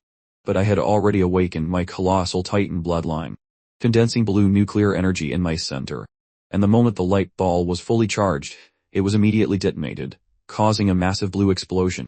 Why did another nuclear bomb go off? Could it be a backup plan left by Mayor Huang King? After the nuclear explosion, the bloody black ape was reduced to a withering mess. You're just a monstrous being. My bloodline awakening's powers had fused together. This was the armored titan form. You're more beastly than me. Even sovereign class beasts don't carry an aura like yours. That's the difference. I'm not a bald chimp like you. I had lifted my giant foot while the bloody black ape was stunned, and stomped at it with all my weight. However, the bloody black ape managed to roll out of the range of the stomp. It's useless to run, bald monkey. I swung my arm as big as a great pillar, and used a black flash mountain blocking fist. The arrogant bloody black ape couldn't tolerate the taunt of a martial apprentice and swung its arm. Our fists collided with a crash, and dark martial energy shot out. The next second, the bloody black ape was sent flying in a straight line. It was an sovereign class magical beast after all. Even severely injured, it wasn't something I could easily suppress. Despite my bloodline awakenings, our clash had damaged my arm. But this damage was still effortlessly regenerated. The bloody black ape, seeing how difficult I was to deal with, finally gave up the idea of killing me. The bloody black ape had now sprinted towards the horizon. But behind him, I was already charging another blast. You don't deserve to stain Mayor Huang King's sacrifice. The atomic blast was unleashed towards the running bloody black ape, engulfing its whole being as it cursed me away. After taking a hit from my atomic breath, the bloody black ape burrowed underground and played dead. However, it could not escape my life magnetic field. Now that it was gravely injured, it's easier to track, unlike before. Found you, you damn monkey. I grinned and fired another atomic breath at it. The next moment, the explosive energy directly cut open the surface of the ground, blasting the bloody black ape out of the soil layer. Damn it, just a little bit more. I could already feel the entrance to the Sin domain was not far away, if I hadn't been tricked by that damn human mayor. Suddenly, my huge fist was already smashing towards it. With a loud bang, the black ape was once again slammed into the ground. This is the price for defiling Mayor Huang's name. I will make you wish you were dead. Being repeatedly chased and beaten by young martial artists had already made the black ape feel extremely ashamed and angry. I'll burn the last of my magic core's energy, and drag you to hell. It squeezed the last bit of energy from its magic core, in exchange for its right arm temporarily recovering nearly half of its strength. You despicable worm. Go to hell. I was not afraid at all, and my fist, wrapped in a gust of air, also smashed towards him. The large and small fists collided, and the terrifying force squeezed all the surrounding air, forming a temporary vacuum. However, my arm that had clashed with the bloody black ape's fist exploded. Blood and gore rained down, creating a bloody rain in this nuclear wasteland. On the other hand, even the bloody black ape was too severely injured after that clash. It was finally at the end of its rope. My atomic breath charged to maximum. But before the breath could be released, a sharp pain suddenly shot through my mind. This was a mental attack by a different creature. The ground in the wasteland was now covered with delicate hands. Don't even think about escaping. I tried to grab the bloody black ape, but there were also hands between my joints, restraining my movement. You think you can trap me like this? My bloodline awakening form had begun to erupt in flames. The hands that were restraining me had no chance. Taste the burn of flames at 1,000 degrees. At this moment, the bloody black ape was now almost to the entrance of the secret realm rift. But then he saw the sight before him. The burning colossal titan was closing in with a terrifying flaming aura. The bloody black ape began to panic, ordering the hands to hurry up his escape. But just then, a form of a woman peeked through the secret realm rift. What the hell is that thing? Is it also a magical beast? With power that terrifying, it must be a sovereign class too. If its true form appeared, it'd probably be on my knees immediately. The woman's head seemed to sense my approach. She opened her mouth and let out a loud scream. The scream managed to get through the colossal titan's layers and reach my mind. I couldn't take it anymore, and my human body had pierced through my colossal titan's flesh. You've killed so many people, and you think you can just leave Ancient like that? You've got to be kidding me. I roared, pouring all my atomic energy into the giant's body. Nuclear energy overflowed within the colossal titan's body. I also ejected from the volatile body. This is a local specialty from our hometown, a nuclear bomb. I hope you like it. A dazzling blue-white light engulfed everything. The woman's head stared at me, her eyes filled with endless anger. The blue-white light passed through the secret realm rift, dispersing the lingering smoke from the nuclear explosion, like a small sun rising in the nuclear wasteland. This obvious anomaly was quickly noticed by the martial artists several kilometers away. Look at the secret realm rift. It seems to have exploded. Even the spectating martial artists were dumbfounded. After the bloody black ape died, the number of magical beasts that were constantly pouring into Ancient through the secret realm rift began to decrease. The martial artists of Ancient began to surround and kill the magical beasts roaming the city. This siege lasted for a day and a night, and it wasn't until all the findable magical beasts were killed that the exhausted martial artists stopped. The battle to defend Ancient was finally won, even at the heavy cost of nearly 80% of the martial artists and soldiers being killed or injured. Meanwhile, inside the Swan Lake secret realm, at the site of the final nuclear blast, I had woken up from a coma, finally opening my eyes. Although I had poured all the nuclear energy in my body into the colossal titan to trigger a nuclear explosion, this place itself was full of fresh nuclear radiation and residual atomic fission energy. It was like recharging on the spot after running out of battery. This battle was too difficult. It was thanks to Mayor Huang King that I could do what I did. Although my infinite monster template is strong, it is still far from being a match for a sovereign class magical beast. This victory was due to the right time, the right place, and luck. I need more time to grow. But this nationwide secret realm riot has also given me a sense of urgency. I don't know when I'll be able to draw the next template. But fusing with the Godzilla Earth template is the fastest way for me to become a top-tier powerhouse. Perhaps being transported into this world was part of my destiny. A month passed in a flash after the beast died. I learned about the damage to other cities from the news. In Guanshan City, an rank secret realm appeared that was shrouded in an impenetrable gray fog. The National Martial Artists Organization, the Great Xia Dragon Sparrow, dispatched 30 Xuanmu martial artists and 5 Grandmaster experts, led by the senior Grandmaster Du Jingming, to investigate. The unusual event prompted the strongest nation guardian martial artist, Fuanshan, to act. But the aftermath of his expedition, he was severely wounded and only 2 Grandmasters survived with him. As such, Guanshan City was labeled as a danger zone with millions of casualties. Even a nation guardian martial artist was severely injured. Has the human survival situation become so urgent? I can't wait any longer. After turning off the news, I directly called Kinlan, saying I wanted to ask her for a favor. Kinlan thought I wanted to learn the remaining 2 profound, yellow martial techniques of the Liu family. No, I want to ask you to help me purchase some high-quality plant attribute magic cores, preferably blue magic cores, or even purple lord class magic cores. Plant-type magical beasts are already rare, and lower-level magic cores are even more precious. You have grand ambitions. Since you want so much, what can you offer in return? Imperial University has a freshman secret realm assessment every year at the beginning of the school year. I can team up with Liu Qingshu and help her get first place. You're underestimating the genius top scholars from other provinces and cities, aren't you? I can tell you that Qingshu's strength wouldn't even be in the upper echelons. Although you suppressed her in the arena match with Qingshu, you are still a bit behind the top-tier prodigies. But Aunt Qin, you can only bet the revival of the Liu family on me, right? I can write an A. Of it. If I fail to get first place among the freshmen, I will come to the Liu family to be your workhorse and take care of you in your old age. A workhorse. You'll serve and do menial tasks. Fine, I'll help you one more time for now. After finishing the call with Qin Lan, I went to the hospital to visit Shuju. Many people on the road recognized me, and some avid fans even came up to ask for my autograph. As soon as I entered the hospital room, I couldn't help but laugh out loud at Shuju's state. Beside Shuju was Luo Xuan, whose leg got amputated during the battle, but will get surgery to recover. While visiting, we received a phone call. It was from the head of admissions at Imperial University, informing Shuju and me that the university would be starting a month early, and a special train would come to pick us up in 3 days. With school starting soon, I still had important things to do. I then said goodbye to Shuju, and rushed to the old site of Swan Lake. Because the massive mushroom cloud from the nuclear explosion had thrown hundreds of tons of dust into the clouds. My main purpose in coming here was to absorb the residual nuclear radiation and increase my strength. But this could also be considered helping Ancient solve a nuclear contamination source. While in the Godzilla state, I began to try to use my martial energy to guide the radiation energy in the air into my body. In just 3 days, my compatibility with the Godzilla template reached 38. Unfortunately, it was time for me to go.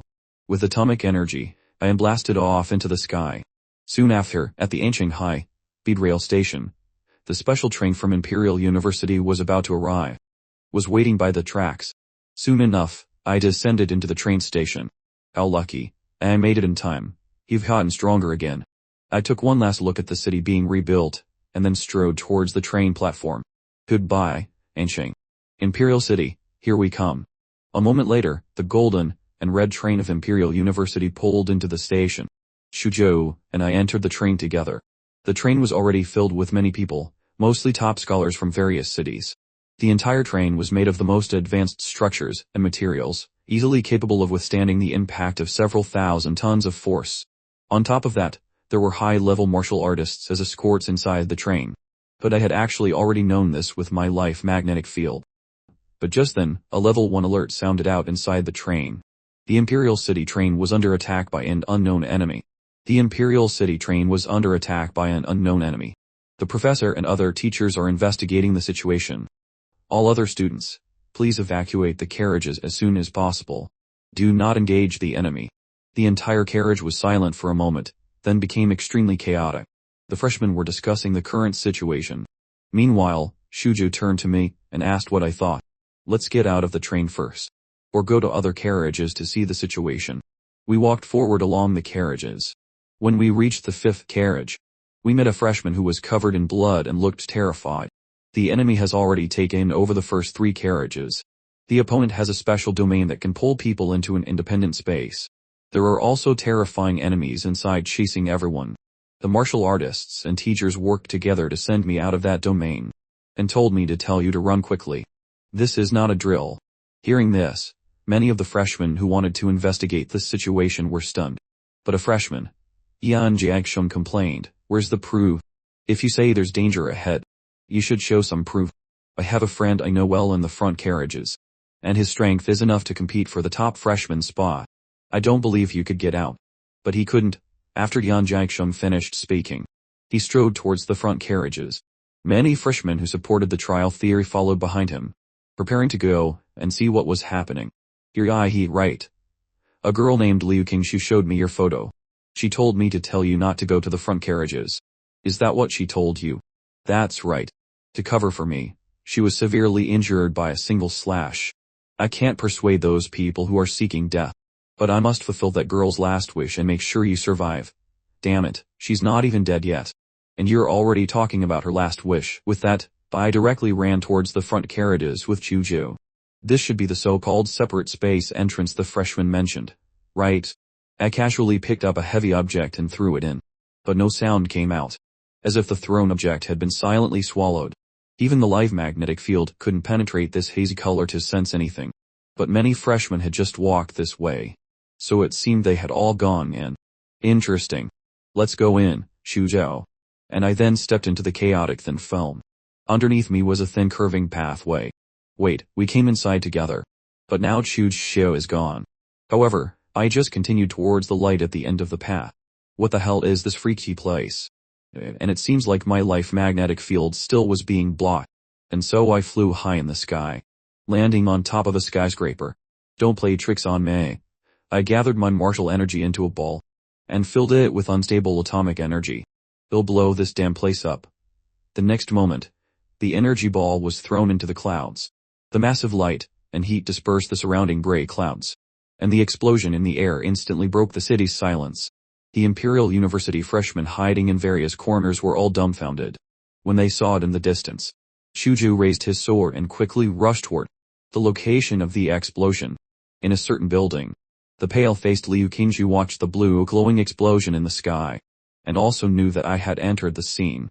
At this moment, watching the restless city, I understood that my position was exposed to everyone. What I attracted was not only teammates, but also enemies who had already arrived. The person was wearing a pig head mask and holding a blood-stained sharp knife. Damn bastard. Playing mysterious. I'll rip your mask off.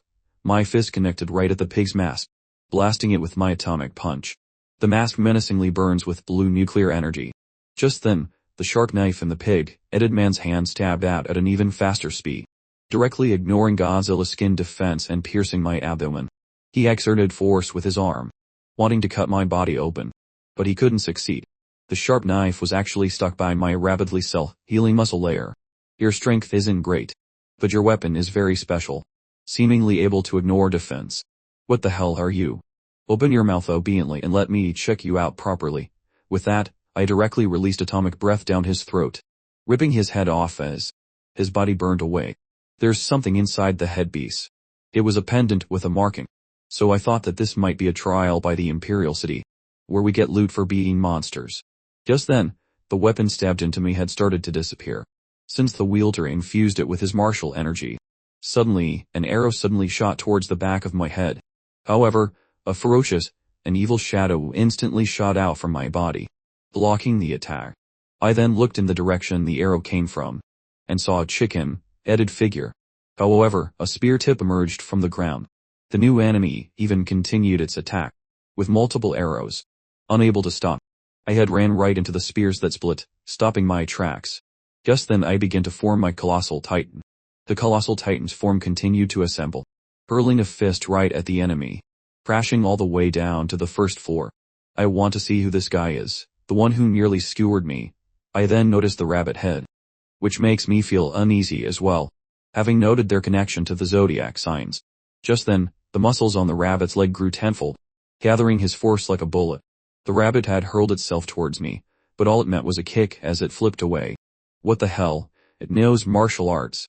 As the spear of the rabbit got close, an ice wall suddenly formed right in front of me, blocking the attack. And then a thick ice wall created a perimeter around the rabbit, trapping him there. That was close. Leave this rabbit to me. Shuju's ice sword instantly stabbing towards the rabbit-headed man.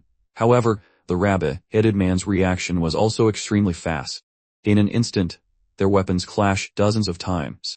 However, Shuju managed to trap the spear in ice, and with a palm strike, had blasted the rabbit-headed man away, crashing into my Colossal Titan and my huge bone palm grabbing towards him, crushing him to death and causing a great explosion. Meanwhile, elsewhere, why is there no movement? He must be dead. Those masked men weren't even injured when we surrounded them. Their weapons can break through any defense. We can't handle them with our level. The guy who came in and shot cannons into the sky was too arrogant. He must be a student from a small place who got into Imperial University. Scholars from big cities are on another level entirely. I've heard Yan Jiaishun and Oyeonhee of Modu, Lan Yuzi of Shendu, and Sin Chen of Liuli Island have already begun hunting masked men. I can't imagine how they managed it.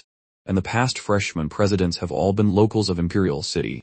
In front of those Imperial prodigies, their conversation was interrupted by a loud noise. They looked up at the sky, and were dumbfounded. What was that ridiculously powerful beam of light just now? A railgun. Don't be ridiculous. How could there be a railgun here? Others in the city also stopped in their tracks, silently watching the exaggerated beam of light in the sky. What do you think? This attack style doesn't seem like the masked men's. It's most likely the work of a freshman. A freshman? Besides those few from the imperial capital. How could anyone else possess such exaggerated power? We have to go. After all, I've already collected the pendants for the rat, dog, monkey, and horse. Lan Yuzi from Shinju has at least one goat pendant. And Xin Chen from Liuli Island has at least one snake pendant. A girl named Liu Qingxiu also seems to have taken down the ox-headed man and got the ox pendant. If the masked men are really arranged according to the 12 zodiac signs, then only the pig, rabbit, chicken, tiger, and dragon pendants are left. As for the dragon, you know that monster? It's a touch and a situation, and a boss we can only run from, not fight. In the remaining pendants, the freshman who released that blue beam of light definitely has a few. Xin Chen and Lan Yuzi will probably be attracted there too. Dangshum, this game has entered the final round. If we want to win, we can only snatch them from others. At this moment I was now in possession of the rabbit pendant. Before you came, I had already taken down a guy, wearing a pig-head mask, and got a pendant from his mask. If I'm not mistaken, this trial should be about collecting all the pendants from the animal heads. So we should go and actively look for the masked men.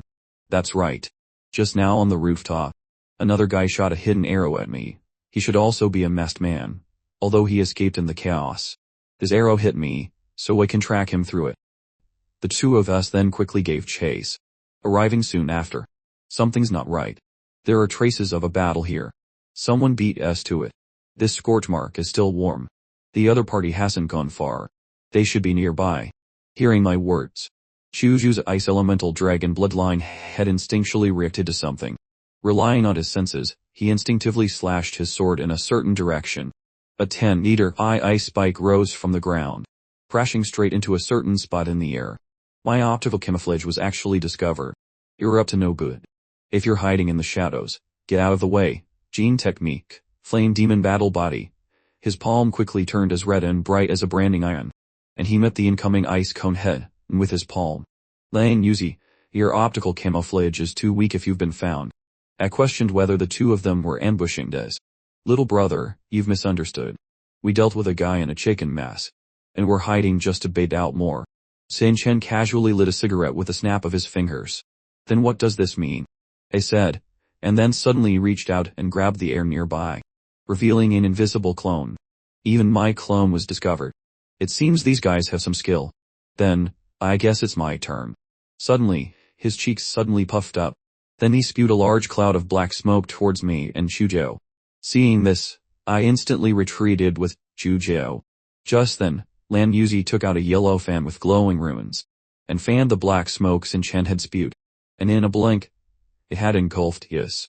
It's not over yet. Let me add some fire for you. The black smoke instantly ignited, turning into a fiery cloud, and the scorching temperature twisted the air into a knot.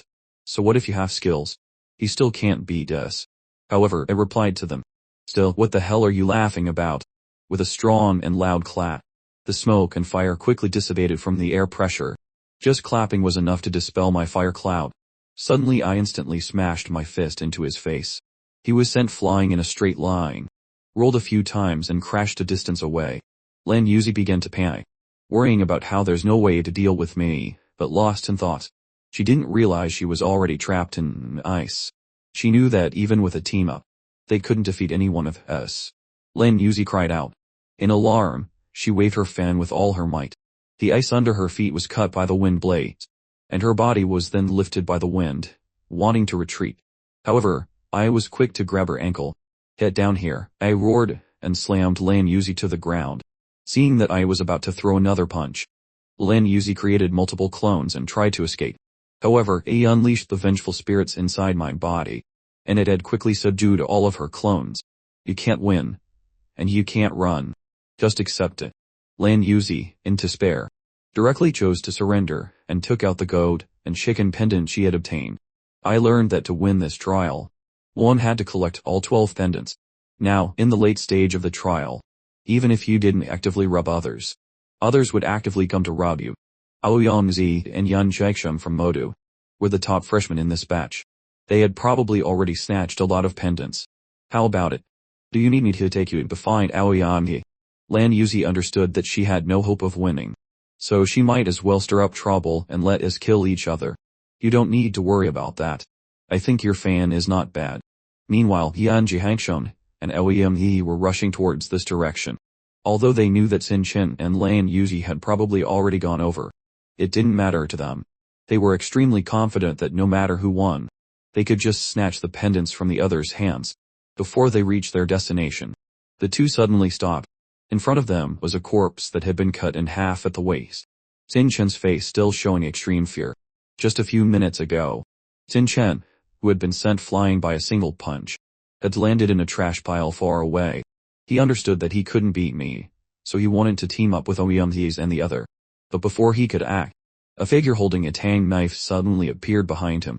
The figure was wearing a majestic and ferocious dragon mask, and his eyes were actually double-depiled. Xin Chen understood that this was the dragon-masked man. In the blink of an eye, he was cut in half at the waist. Now, the dragon-masked man was in possession of the snake and tiger pendant. Upon inspection, the two also recognized that this was done by the dragon-masked man. Isn't the dragon mask only able to operate in that underground parking garage? At that time, I even brought more than 20 followers to the underground parking garage to find you. And we met that dragon. Only the two of us escaped alive. I can't believe that guy would actually kill people. Wasn't it supposed to be a trial? But that hot blood didn't seem fake. What now? It seems the pendant on Qin Chen was also taken. Dragon Mask likely left the underground garage. Because we freshmen triggered a condition. Perhaps killing all the masked men. Freeing him to move. Just as the Zodiac masked men hunt freshmen. He may now actively target us pendant holders. He's impossible to fight against. We must get the pendants from the others before Dragon Mask does. We can't let the pendants fall into Dragon Mask's hands. After Aoyongzi finished speaking, he activated his bloodline, awakening the golden, winged dragon roar. He decided to actively release a signal to attract the other pendant holders for a decisive battle. His golden wings flapped lightly, and he flew high into the sky, letting out a provocative cry.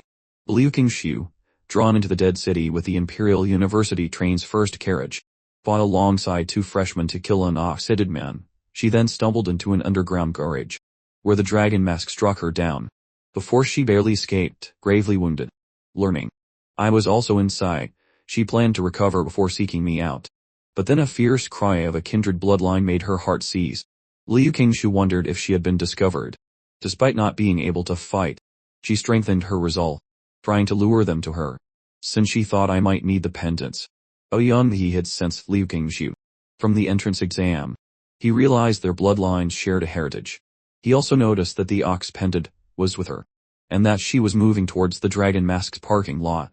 But he knew the Dragon Mask wasn't there anymore, and decisively headed her direction. Aoyongzi crashed through several floors in pursuit of his target, Liu Qingshu. You can't hide. Come out. Just as he finished speaking, a sense of fatal crisis suddenly filled Aoyongzi's heart. In the darkness ahead, a pair of eerie, blood red double pupils were staring intently at him. And then he realized a devastating truth. The Dragon Mask was hunting pendants. So naturally, he would prioritize the one that has the most. Aoyongzi wanted to escape from here as soon as possible, but he was forcibly pulled into the other's domain space. He could only leave if a certain condition was met, or if he defeated the caster, Dragon Mask. The next moment, Dragon Mask's figure instantly disappeared and reappeared in front of Aoyongzi. Launching an attack, Aoyongzi could only focus on defending himself. Dragon Mask's attacks became increasingly sharp and fierce, continuing its assault. Meanwhile, on the outside, I punched Yan Jiangshun with a disdainful look on my face. So it's you, making a server-wide taunt. Leave this person to me. I want to test my strength. You think you've got me? Don't be so arrogant. Chushu's expression remained calm as he drew his sword, and a pillar of ice had appeared where the sword had struck. Where are you running to? He skillfully retracted his force in mid-air. He once again chopped at Chuju from another angle. Chuju instantly shut off his five senses. and entered a profound state of unity between man and sword.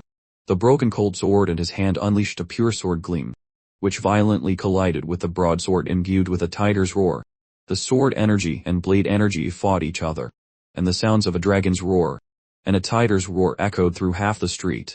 At this moment, Yan Jiangsheng suddenly sensed Mian Mize's aura calling for help. He had no desire to continue fighting the Chuju in front of him. If I wasn't in a hurry this time, I would have broken at least 8 of your bones. You're going to talk trash and then just leave. Did I say you could go? I struck him with a powerful atomic blast, sending him away. You ambushed me. But I replied, this isn't a sneak attack. It's just that your brain is too slow to react to my fists.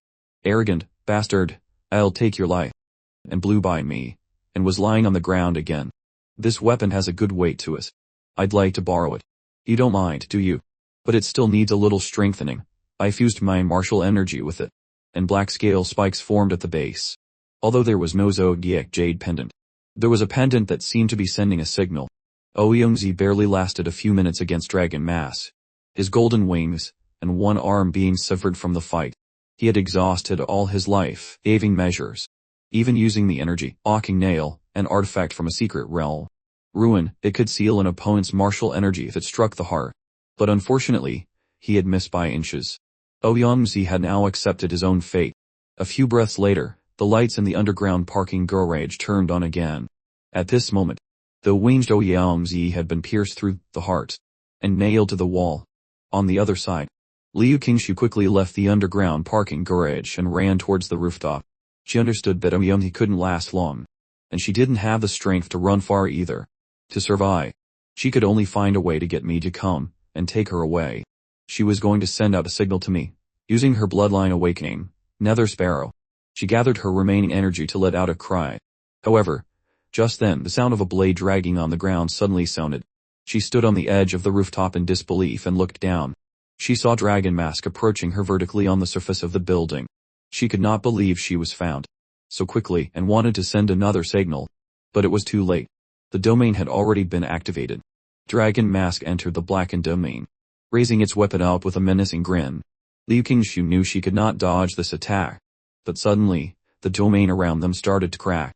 Suddenly I broke into the domain with an incomparably barbaric posture. I promised your parents, and I keep my word. The Dragon Mask immediately noticed my presence. As for you, what are you? A rolling baleful aura and martial energy, rich in atomic energy, were poured into the broadsword, slashing towards the opponent. The force was strong enough to split the building in half. Shuzhou and my new little brother are in the alley to the east. You go there first. I'll deal with this guy wearing the dragon mask. After instructing Liu Qingshu, I turned into a blue meteor and flew directly towards Dragon Mask's position below. After landing on the ground, I found that Dragon Mask was now bare-chested, his clothes completely destroyed by the crescent moon black flash. Just now, I keenly noticed that there was a bronze nail stuck in his chest. That nail. Could it be the plan Yan Jiangsheng mentioned that could solve Dragon Mask? Just then, the Dragon Mask moved so fast that it left. After images, I instinctively sensed danger, and quickly swung the black scale reinforced broadsword to block. Dazzling sparks flickered continuously, and the swords were glowing with martial energy. The Dragon Mask overpowered me and threw me to the ground. But in the dust, a blue glow emerged, and an atomic breath pierced through multiple floors, directly hitting the Dragon Mask. It seems like I finally encountered a worthy opponent. However, the Dragon Mask still managed to get back up, still ready to fight. That's more like it. The invincible boss Dragon Mask wouldn't be defeated so easily. Just then, Dragon Mask's figure flickered and attacked again. The entire street instantly cracked, and I was pushed back continuously by his relentless slashes. After his mask was broken, not only his speed, but also his strength has increased. The broadsword in my hand couldn't withstand such high-intensity slashes and broke in half. At that moment, Dragon Mask accelerated in an instant, appearing behind me. However, I had bitten down on the blade to prevent the attack. I finally got you. I then delivered an uppercut with atomic energy directly to Dragon Mask's chin. The mask on his face was completely shattered, not giving him any chance to breathe. I grabbed Dragon Mask's sword, wielding arm with one hand. I reeled back my fist, ready to strike, and a barrage of attacks hit directly at the vital points of the Dragon Mask. This attack in addition to the energy-suppressing mail, would surely cause deep internal destruction. But even so, he still maintained a strong killing intent and hostility towards me, his long sword slashing at my chest from a tricky angle. Seeing this, I quickly took out the yellow fan and directly blocked his attack. Your best chance to kill me was at the beginning. But now you only have a 30 chance of defeating me. With the rapid fanning of the fan, a crimson whirlwind instantly rose from the ground, engulfing the dragon mass. The dark red wind blades continuously cut at Dragon Mask's body. The suction force of the strong wind threw him dozens of meters into the air.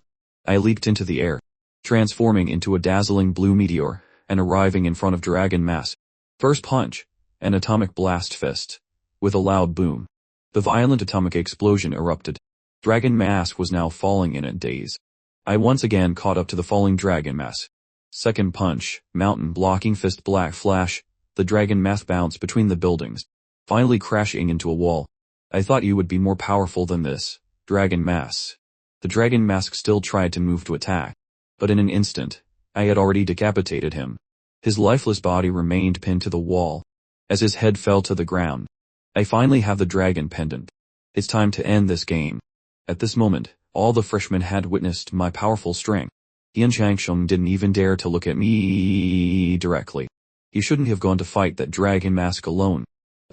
Besides, if we had gone out, we would have only been a hindrance. With our strength, we wouldn't even have been qualified to assist. We would have just been killed by Dragon Mask. Liu Qingshu fell silent, because Chuju was right. She herself was so injured that she couldn't even perform a martial technique. For the first time, she had a heartfelt desire to become stronger. At least not to drag a certain someone down. What are you thinking about? The ox pendant. Can I borrow it for a bit? I arranged all the pendants in the order of the 12 zodiacs, from rat to pig. But nothing happened.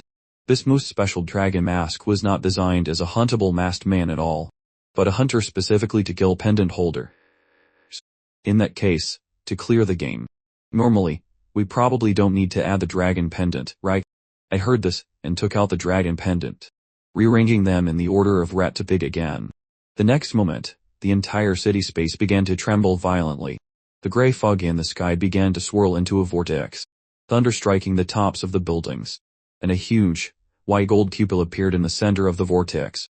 After seeing the white gold pupil in the center of the vortex, I felt as if the world had turned upside down, and my body was actually falling from the ground towards the pupil in the sky.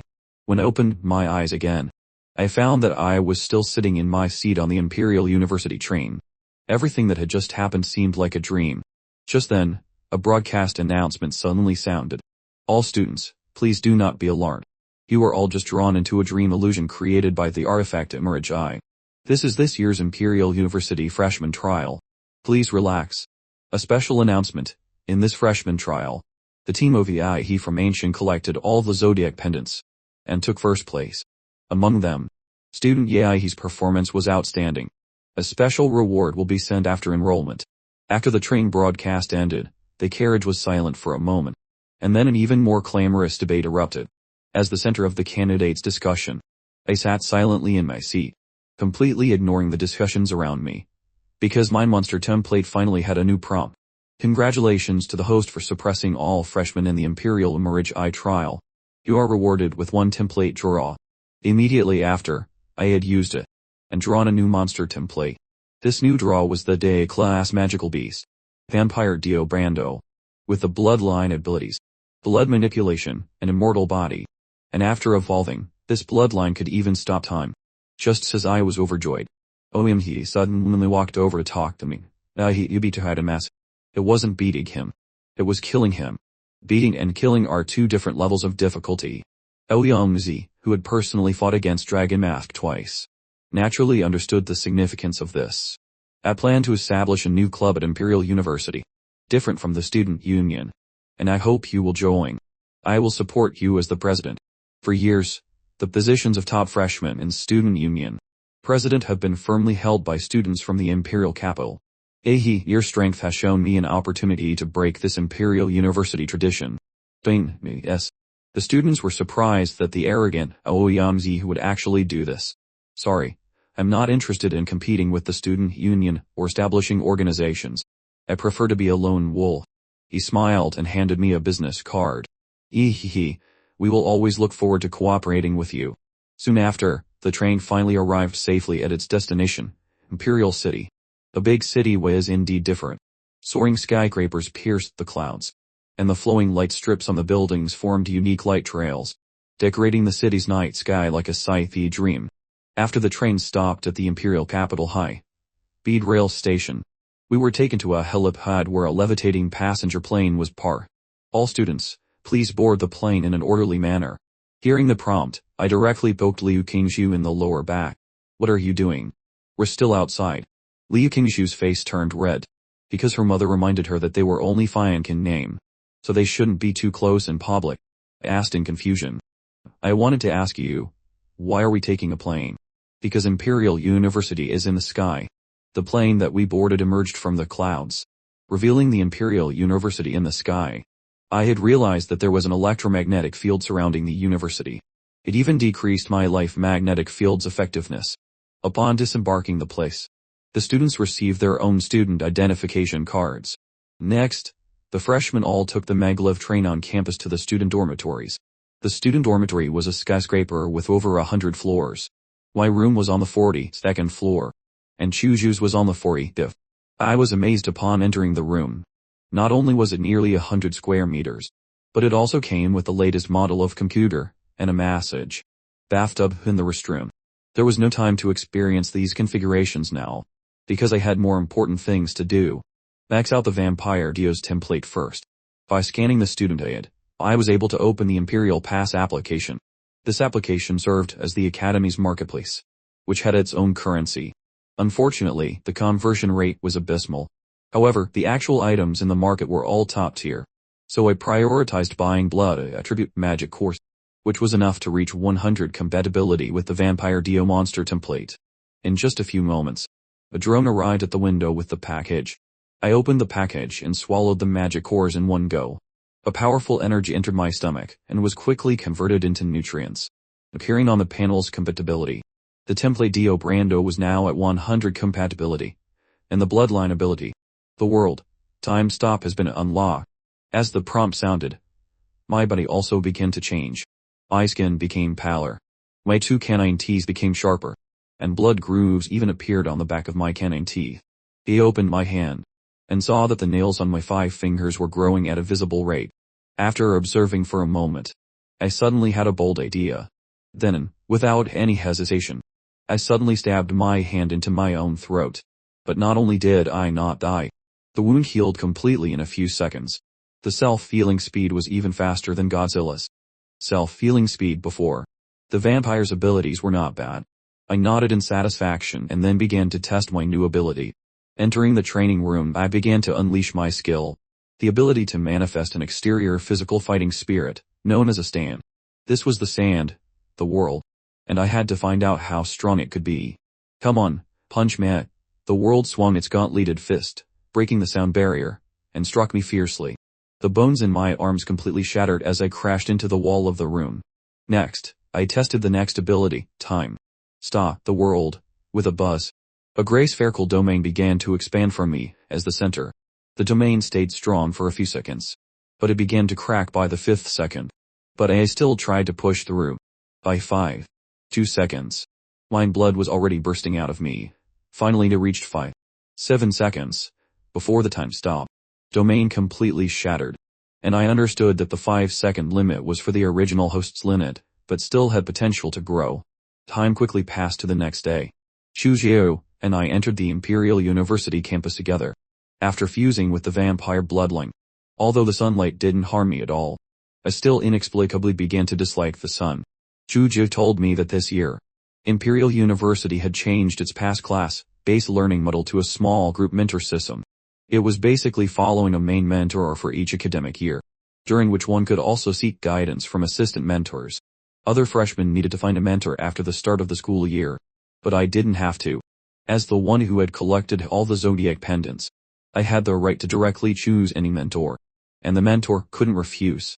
All the way to the stadium, I found a long queue outside. Generally, 3 people would enter the stadium for an assessment as a group, and then the mentors would light up their lights to choose them. Choose Xiao, you go in first. I'm going to wander around somewhere else. Since I can choose any mentor, it doesn't matter when I go in. After saying goodbye to Chu Zhao, I left the stadium. But I suddenly caught a faint smell of blood. This smell of blood contained a hidden yet ferocious killing intent and sin, which actually stirred the murderous aura in my body. I followed the scent, and finally seeing the source of the aura in a small alley. Surprisingly, the trail led to a little girl that was eating a sweet potato. I never expected that this cute little girl would have such a terrifying aura. Hey kid, you've practiced the devil in the flesh. How did you know? Because I was the one who helped Liu Chenku perfect this martial technique. I heard this and immediately thought of the ferocious man in the martial rhyme space. Liu Chenku, he was my disciple over 90 years ago. Are you kidding me? Sure.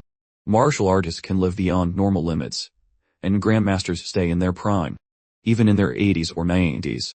But you're just a kid who hasn't even grown up. A martial artist with special techniques could alter their bones to appear childlike. But the pure, almost naive innocence of this white-haired girl couldn't be faked. Not even by an Oscar-level actor. You don't believe me? I began to mock the little girl.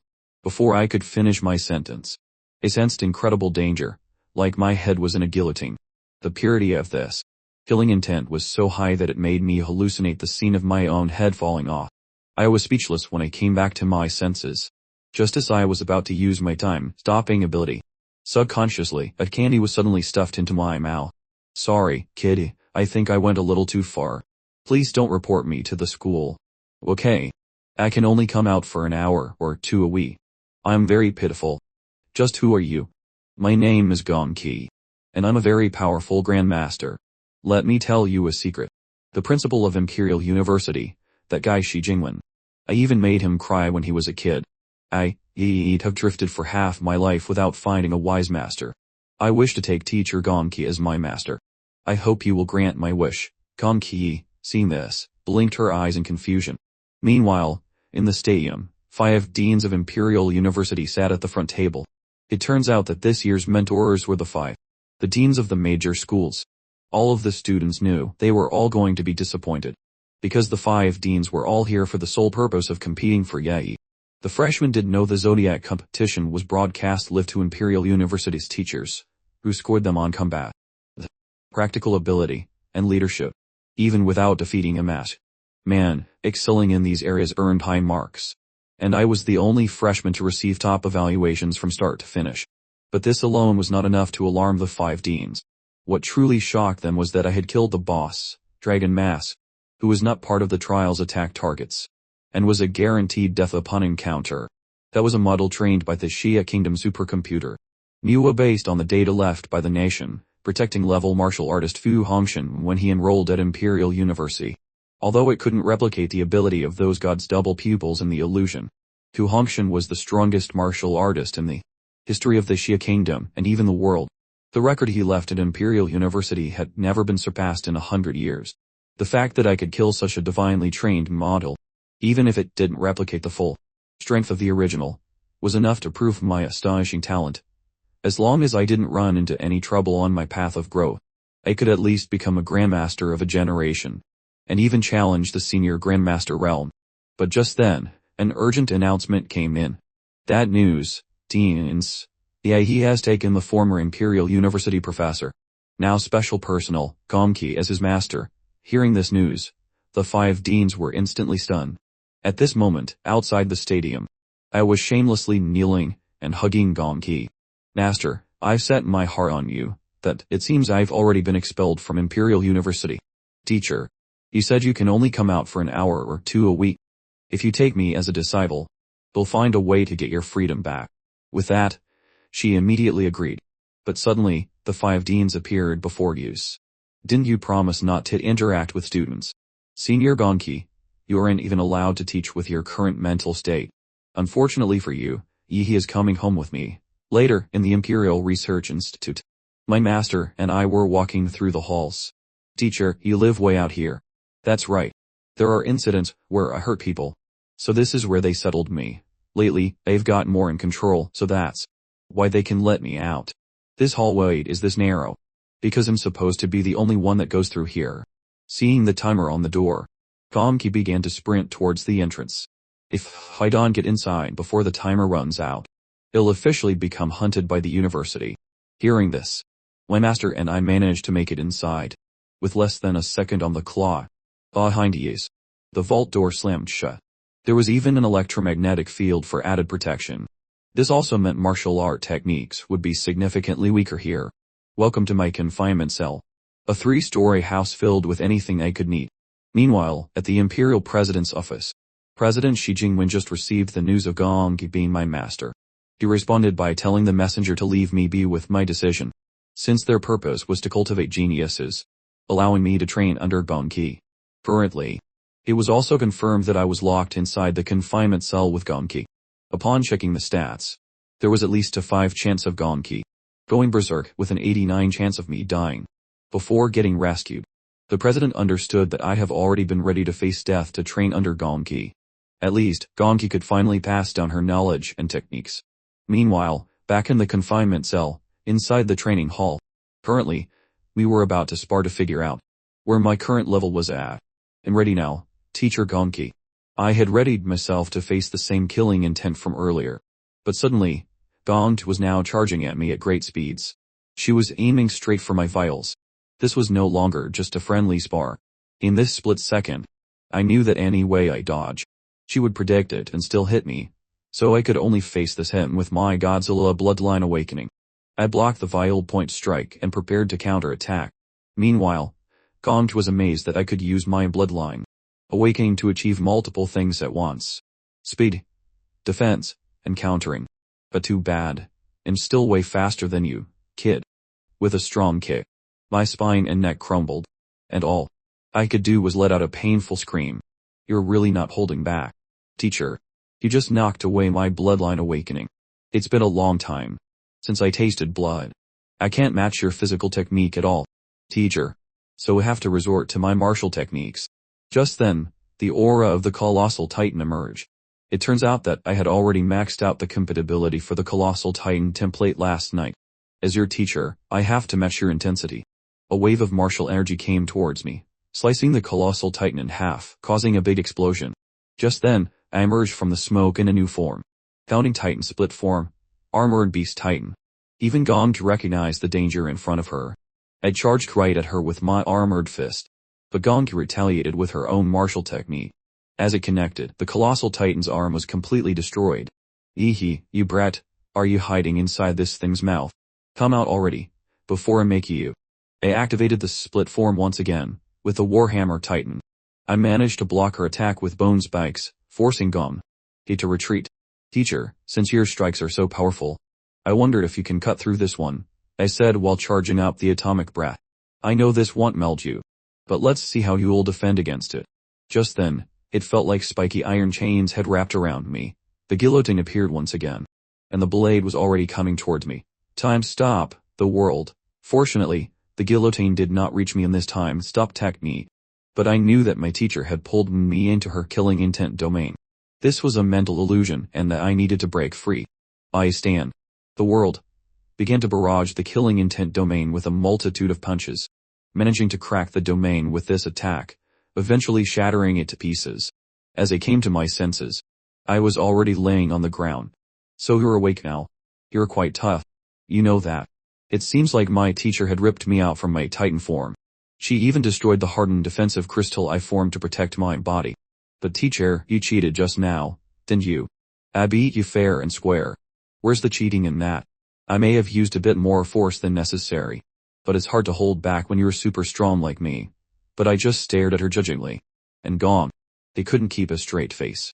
Okay. I won't bend the rules next time. Alright. Please don't be mad. I haven't had anyone to play with in decades. But I reassured her that I wouldn't leave. I worked so hard to become your disciple. Why would I leave? Well, I was crying just now. Just so you know, I've got a good sense of your strength. So we can start training now. Is there anything you want to learn? Advanced martial techniques.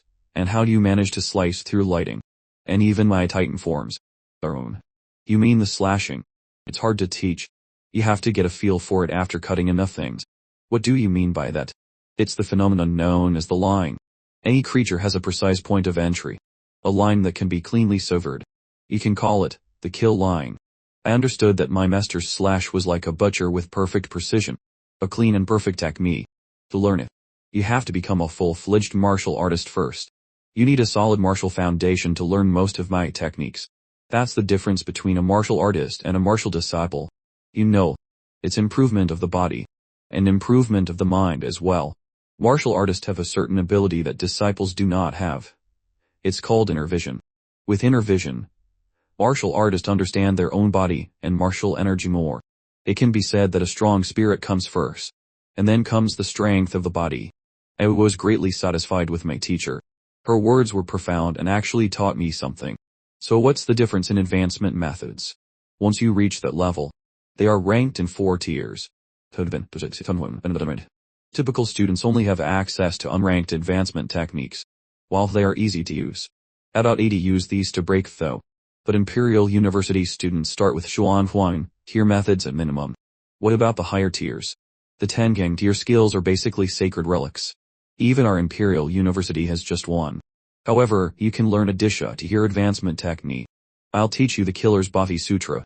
This is a Disha level cultivation method. This is what inspired your devil in the flesh technique. She snapped her fingers, and the surrounding environment instantly transformed. I was no longer in the comfortable training room, but standing in a field covered in a thick layer of blood. Around me, spectral figures of countless monsters shrieked and lunged, their eyes glowing with red malevolence. I wasn't allowed to use any martial skill or power, just the blade in my hand to fight these zombies. The point of the exercise is to let my body remember the sensation of slicing skin and splitting bone, training the muscle memory to instinctively locate the kill line. And so I finally understood the assignment. I began to move and slice all the enemies around me. Gonk was even impressed. She still couldn't believe I could withstand her killing intent domain. After the training, I was back in my dorm room, taking a bath after the tiring training session. Just then, Liu Qingshu called my phone. She called me to let me know that the delivery I asked from her mom had arrived. I also asked if she finally met her mentor today, and she replied with, Dean Bay. She said I had potential, so she took me in as her student. But who's your mentor? He couldn't bear to tell her that I rejected the deans, so I dismissed her question. But she continued to tell me the events of the first term. Ouyangzi had formed the Dragon Blood Society. Naturally, the seniors who returned began to clash with this new Dragon Blood Society. Soon enough, there were duels between the factions, and the Dragon Blood Society lost its momentum from the losses they incurred. Currently, the most popular first here is Shimjian Hui, a top scorer in the Imperial College entrance exam. As for Yi, no one remembers him anymore, since he vanished from the public view over 3 months ago. Time passed, back inside the confinement room. Go faster. With each stat, I'm injecting Yi with refined martial energy. It'll help you get used to the Killer's Bhati Sutra, and it can also help solidify your newly broken through martial artist stage. Come on, are you tired already? You haven't even hit 1000 yet. Who are you? Falling scrub. Watch me pick up the pace. Then as I reached 1000 push-ups, my body exploded with martial energy. My old worn-out muscles started to peel off, replacing them with brand new muscles charged with martial power. Alright, it's time to end this retreat. You're finally leaving. I have been holed up with you for 3 months now. I need to see the sun again. You come back for me, Of course I will. But try to get better at video games before I return, so we can have more fun. It's been 3 months. Even if I don't love the sunlight anymore, I still miss it. However, I can't just stroll around now. There's still plenty of work to do. At the Imperial University, a key component to your grades is campus missions. Hunting criminals, investigating secret realms, beast-tie defense So for my first stop, the Student Activity Center, to grab a mission, and to reunite with my good old buddy. Long time no see, Shuzhou. You're finally come out of seclusion. You really kept me waiting this time, eh? Shu smiled. Finally. You've been keeping me waiting forever. Hey, Cho, how's it going? How much stronger have you gotten? Broke through to the warrior level 2 months ago, Shu replied. When his eyes landed on Yi, he paused. Yi's aura and physique didn't seem much different, yet Shu could feel a far stronger pressure radiating from him. 2 months earlier, after his breakthrough, Shu had been invited to watch a private duel between Jiang Jianwei, the star freshman of the imperial capital, and Ouyangzi, vice president of the Dragon Blood Society. That fight lasted only 10 minutes before Ohum's admitted defeat. Shua was certain Shan Jianwei hadn't fought seriously. Yet, even so, he still believed Yi's strength surpassed his. He had no idea about his friend's thoughts. His gaze drifted toward the street as he waited for another teammate to arrive. Moments later, Lu Qingjiu came into view. Even among the countless beauties of Huizhou University, her presence made the others pale in comparison. She offered a warm smile. "Sorry, I'm late." He raised an eyebrow at her apology. "And what else?" Lu Qingjiu asked in confusion. Even after 3 months apart, having Yi's gaze fixed on her still made her ears turn red. After all, her mother had been whispering all sorts of blush-inducing couple advice in her ear. "Qingjiu, remember you and Yi are a couple now. Even at school, you need to act like one." Thinking about her mother's words, her face flushed even deeper. "Does that mean we have to act like a couple right now?" She overthought for a moment, then mustering her courage, pouted and leaned toward him.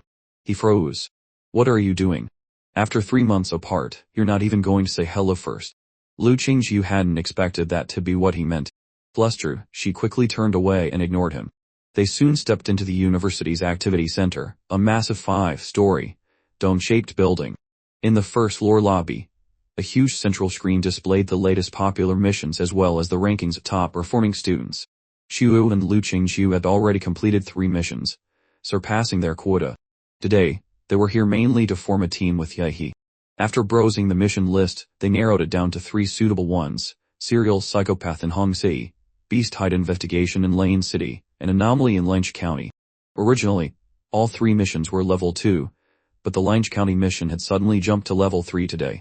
The university's off-campus missions are ranked from level 1 to level 5, with difficulty increasing by rank.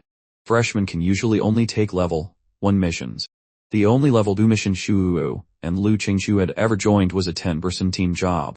Getting approval for a 3-person freshman squad to take a level 2 mission was already rare. Yi, however, had a special privilege card from Gong, handed to him right before she left. "Yi, you're already capable of handling things on your own.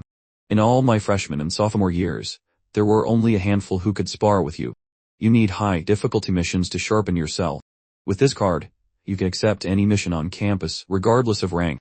Just don't mess with level 4 or 5 missions. They're too unpredictable. Even Xuan-level warriors have died on those." Truth be told, he didn't want to try a level 4 or 5 mission out of consideration for his teammates' limits. Shu asked, "Which one are we taking?" He thought for a moment before replying, "Risk and reward go hand in hand. The first mission is Cure Pursuit. It'll be inefficient if the criminal investigation unit couldn't catch this rat in months. The challenge is in tracking, not in the kill. The second mission is an auxiliary investigation. With the Great Xia Dragon Sparrow division involved, we'd be relegated to trivial tasks. Neither the main fight nor the real investigation would fall to us. The third mission, on the other hand, would be entirely in our hands. Yes, there's a safety net, but the bigger the risk, the greater the reward. If we're too scared to face danger and just grow in a greenhouse, then why call ourselves warriors?" His stance was firm. Shu nodded in agreement, and Lu Qingjiu felt the same way. Seeing both of them agree, he handed the mission registration form to the receptionist. The receptionist's eyes widened in disbelief. An all-freshman team daring to take on a level 3 mission. This was madness. Didn't they know a sophomore squad had already been wiped out in Lange County? Before she could refuse, he flashed his privilege card. Her expression immediately turned serious, and she called the Student Activity Center's director to confirm. Once verified, her tone shifted to respectful as she processed their registration. "May fortune favor your blades," she wished sincerely. Leaving the activity center, he said he needed to pick something up before heading to Lange County. The first place prize in the Zodiac Pendant Tournament was either a die-level martial art or a weapon forged from a special grade alloy. With Gong, that old monster, as his mentor, high-tier martial arts were the least of his worries. So, he chose a weapon that fit his style. After all, ordinary materials couldn't withstand the sheer brutality of his fighting methods. This weapon was forged from a special grade alloy, Starfall steel, a perfectly tailored war blade built to match his physique and strength. 3 months had passed. It should be ready by now. He rushed to the Mechanical and Magidech Academy's forge, eager to claim his weapon. The war blade measured about 1.2 meters long.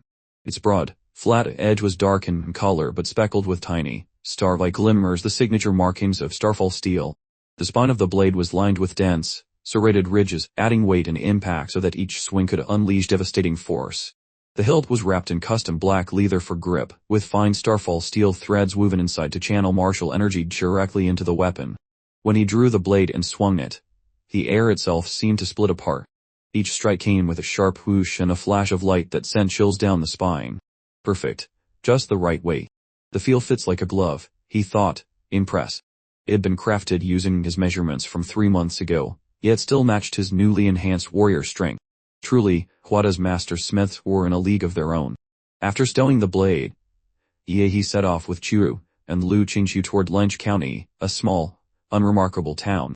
With no secret realms ever appearing in the area, local warriors were rare, and the place felt far more outdated and closed off compared to the outside world. Most residents still relied on old buses, tricycles, or electric scooters for transportation. For this mission, the 3 of them were posing as ordinary university students. Huada had already forged their identities and complete background records. Upon arrival, he activated his life magnetic field to scan the surroundings. Although his range could easily cover the entire county, he deliberately restricted it to less than 100 meters. He didn't want to startle any rats hiding in the shadows. After all, in pest control, the hard part wasn't killing them, it was finding them. Let's go double-check the house arranged for us first. Just as they were about to head out, a tricycle slowed to a stop in front of them. The elderly driver called out, "Hey kids, where are you headed? Want a ride?" Lu Qingqiu instinctively started to wave him off, but he quickly stopped her. He had sensed something unusual in the old man's aura. Playing along, he smiled and said, "Sure, Grandpa. We're carrying luggage and could use the rest." Once they were seated in the tricycle, the old man, pedaling, glanced back curiously. "You kids look like well-educated students. Which school are you from?" "Here on vacation." He answered calmly, sticking to his cover story. "I'm a local from Lench County, just bringing 2 classmates over to visit. I'm studying in Yinchuan now." The old man's brows rose. "A local? Oath. Who are your folks?" "Can't seem to recall you." He chuckled. "My grandfather was Ye Shiron. He passed away a few years back. I moved away after that." He was glad he practiced some Linchuan dialect on the plane, and that the Huada had prepared for him matched a real, verifiable person. Turned out the old man really did know Ye Shiron.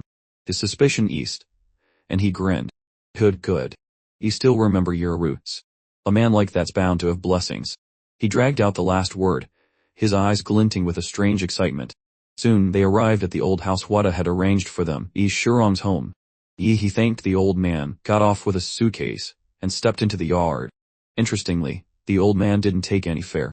Instead, he reminded Yi in 2 days, we'll have Lench County's biggest festival, held only once every 3 years. You must come. If you're too shy to step out, I'll come fetch you myself. He smiled. Got it. He could tell the man wasn't just being polite. He meant every word. The 3 stepped into the courtyard of the old house. Years of neglect had left the concrete ground cracked and riddled with weeds, giving the place a desolate feel. He motioned for Chu and Lu Qingqiu to step back, then slammed his foot down on the ground. In an instant, a wave of intense radiation swept through the courtyard and the entire house. Every insect dropped dead on the spot, and the weeds withered and rotted at a speed visible to the naked eye. Pest control and weed removal were done in seconds. Lu Qingqiu wasted no time inspecting the condition of the house while Chu discreetly set up miniature surveillance cameras at the gates and around the perimeter. Come take a look at this." Following Lu Qingqiu's voice, he stepped into what had once been the owner's bedroom. There, embedded in the wall, was a wooden shrine. Inside sat a clay statue, its head draped with a small red cloth. A shrine made of wood should have rotted long ago if it hadn't been here all along. Yet, despite the thick layer of dust, once it was brushed away, the shrine looked surprisingly new. That meant someone had placed it here later. Chu stared at the statue, an uneasy feeling creeping over him, and drew his sword, intending to smash it first and ask questions later. Lu Qingqiu thought Chu was being reckless. How could they destroy such a crucial lead without examining it first? He, however, fully agreed with Chu's approach.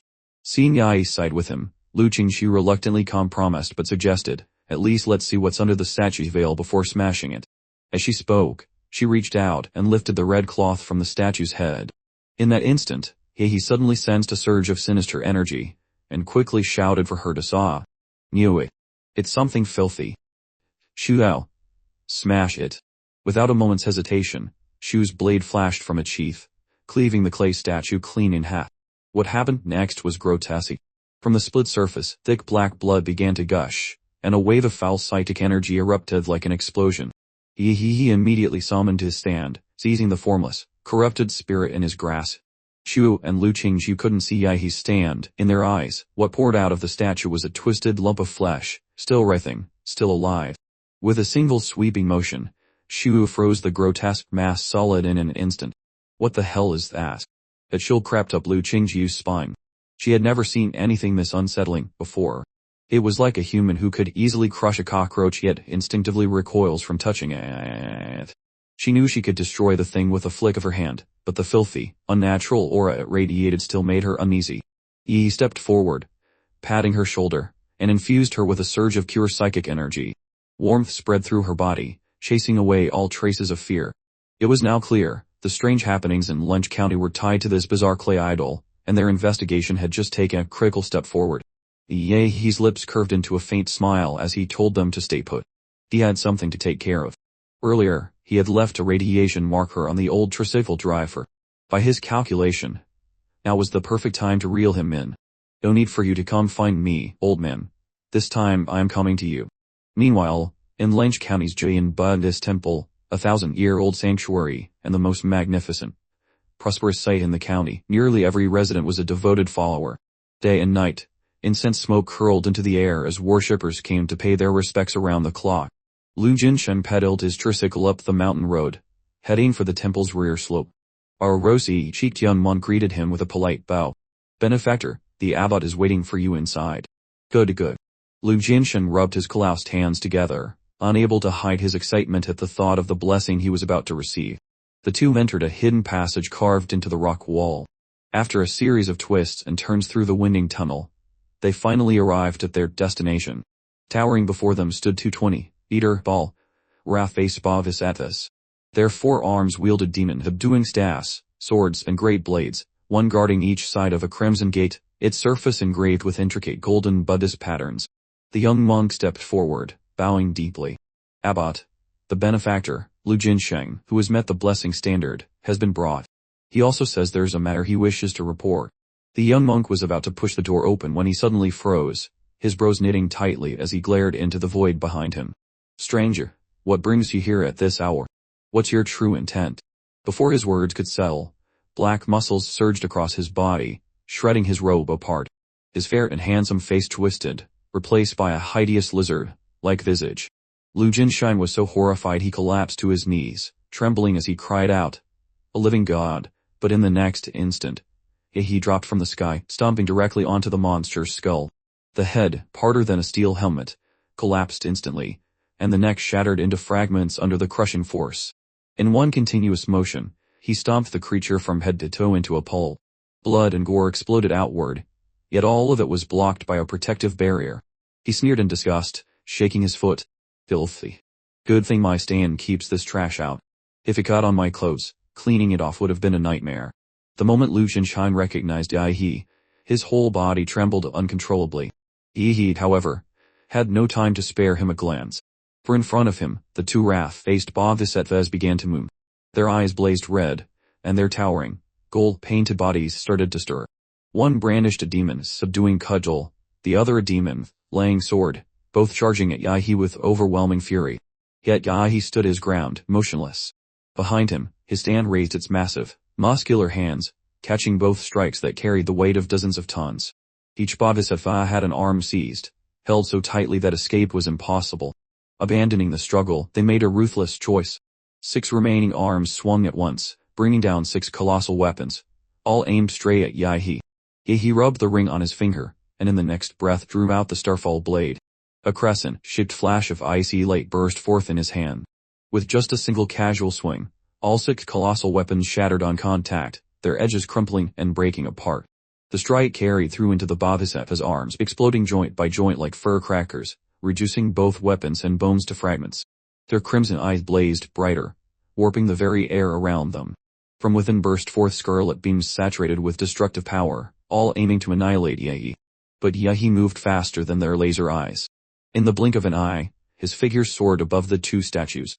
A flash of cold steel, and both rat-faced bodhisattvas were decapitated. Their scarlet beams spiraled wildly out of control in midair. Lu Jinshan hadn't even reacted before one of the stray beams sliced him clean in half. Boom. The two massive bodhisattvas collapsed, exposing sparking cables and mechanical structures within. So they weren't living beings after all. Yeah, he thought with a start. He hadn't sensed a single trace of life force within them. But how could a backward little town like Lange County possess such advanced technology? Is he the answer waiting behind that door? He gave a command, and his stand unleashed its full might, slamming straight into the gate. Golden fists rained down like a meteor shower, hundreds of blows landing within just 3 seconds. The vermilion gate warped and buckled under the onslaught. At last, it exploded apart, reduced to a heap of twisted scrap iron. He stepped through the vermilion gate and found himself inside a vast underground palace. Crimson pillars held up the chamber while lotus lamps lined the walls, flooding the space with light. At the center towered a colossal golden Buddha, 70 to 80 meters high. The sheer size of it inspired instinctive awe and reverence. But he was unmoved. His cold voice echoed through the cavernous hall. Since the guest has already arrived, little rat, how long do you plan on hiding? Moments later, a monk draped in a purple bold kasaya slowly stepped out from behind the giant Buddha. With a weary sigh, he said, "Our temple bears no grudge against you, traveler. Why come here to bring offense?" He sneered, drawing the starfall blade. In an instant, his slash split the monk clean in half. He spat in disgust. "Damn it, you're just a robot." "What? Addicted to playing dress up as a fake monk?" Another monk emerged from behind the giant Buddha, his voice chilling. "Your sins are far too heavy. Better you spend some time with the fins of the 18th hell to temper that vicious nature of yours."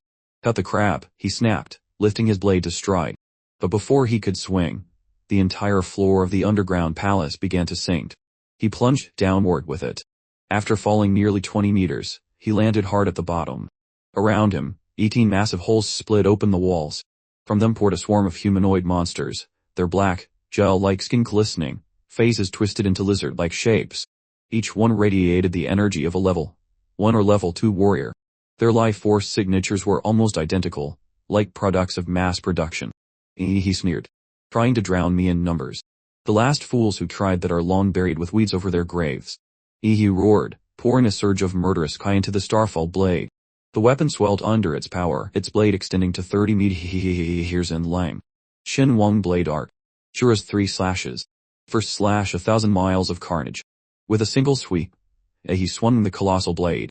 A crimson arc of blade energy erupted, engulfing the entire hall. Within 30 meters of every lizard-like creature caught in its path was cleaved clean in half. The strike didn't stop there. The energy wave spread outward, though slower in speed. The swarm of bio-engineered soldiers, packed like ants, had no room to escape. They were cut down like fields of grass, harvested in one brutal sweep. Even as the 18 tunnels kept spewing more creatures, his slaughter made their numbers meaningless. 10 minutes later, only corpses and rivers of blood remained at his feet. Not a single living thing was left. Standing atop the mountain of bodies, he climbed out of the pit. With one casual stroke, he severed the head of the monk from earlier. Even decapitated, the synthetic husk still repeated its pertway-corded line. "Your sins are too heavy." He narrowed his eyes at the glowing red optics, his voice cold. "I'm already tired of killing. Stop hiding. Get out here." No sooner had he spoken than laughter echoed through the vast hall. "So, we've drawn the attention of a formidable foe. Impressive, but that's all you are." As the voice resonated, the giant Buddha seated in the center suddenly began to move. The grinding roar of gears thundered from within its body. The prayer beads hanging from its neck floated upward, transforming into hovering cannons. Its shoulders split open, revealing rocket thrusters within. In the blink of an eye, the golden Buddha had reconfigured itself into a towering mecha. "Sinner, your fate is sealed. Return to the cycle of rebirth." The massive Buddha hand rose, descending like a mountain to crush Yahi beneath it. Turbines at its joints roared to full throttle, driving the strike with overwhelming force, intent on grinding Yahi into a pass. Yet, instead of fear, Yahi's fighting spirit ignited, his gaze burning with defiance. As the colossal palm fell, he unleashed his transformation, awakening his titan form, Godzilla. In the next instant, the temperature in the chamber spiked to terrifying levels. Thick steam spread rapidly, shrouding the entire hall. The operator behind the giant Buddha hadn't even figured out what was happening when a towering, black-armored titan, even larger than before, loomed into view. No chance was given to react. He sneered, mockingly chanting the Buddha's name before using his biological body's superior agility to hurl a massive punch straight into its face. Immediately after, he seized the Buddha's head with one hand and drove his iron-hard knee upward in a brutal strike. The impact shattered the mecha's facial armor, tearing open a gaping crack. Sparks erupted from its steel skeleton within, accompanied by a harsh mechanical alarm. Critical warning. Multiple damages detected in head unit. The mecha Buddha staggered, its massive body tilting backward. The floating prayer bead cannons crossed their fire, unleashing a torrential rain of lasers that hammered into Yahi's titan form. Yet the beams, powerful enough to pierce military-grade armored vehicles, left nothing but a few scorch marks on the black armored titan. Not a scratch beyond that. The next moment, the Buddha's chest split open, revealing a cluster of crimson-tipped missiles. They launched in unison, slamming into Yahi's body. The detonations rocked the entire underground palace, shaking it to its core. But when the smoke cleared, the black armored giant still stood tall, flames licking across his body. He sneered, his gaze sharp. All your toys are just heat-based weapons. Against a warrior like me, they're useless. With that, he invoked the power of the Warhammer Titan. The ground split open, and countless hardened bone spikes erupted upward, skewering the mecha Buddha head and suspending it in midair. He opened his massive jaws, and unleashed a blazing atomic breath straight into the Buddha's chest. The mecha, already critically damaged, could no longer rely on its electromagnetic shield for protection. In the end, the atomic breath tore it apart, reducing it to a heap of wreckage. He reverted to human form, landing firmly on the ground. He was beneath the lotus throne where the Buddha once sat, and spotted a hidden passage leading deep underground. Half an hour earlier, inside a pristine, futuristic research facility, a researcher, eyes fixed on the surveillance via he spoke confidently to the elderly man beside him. Doctor, the man has taken down the mechanical Bodhisattva's. But rest assured, the gate built with our newest materials and structural designs is unbreakable. Moments later on the screen, he didn't even raise his hand.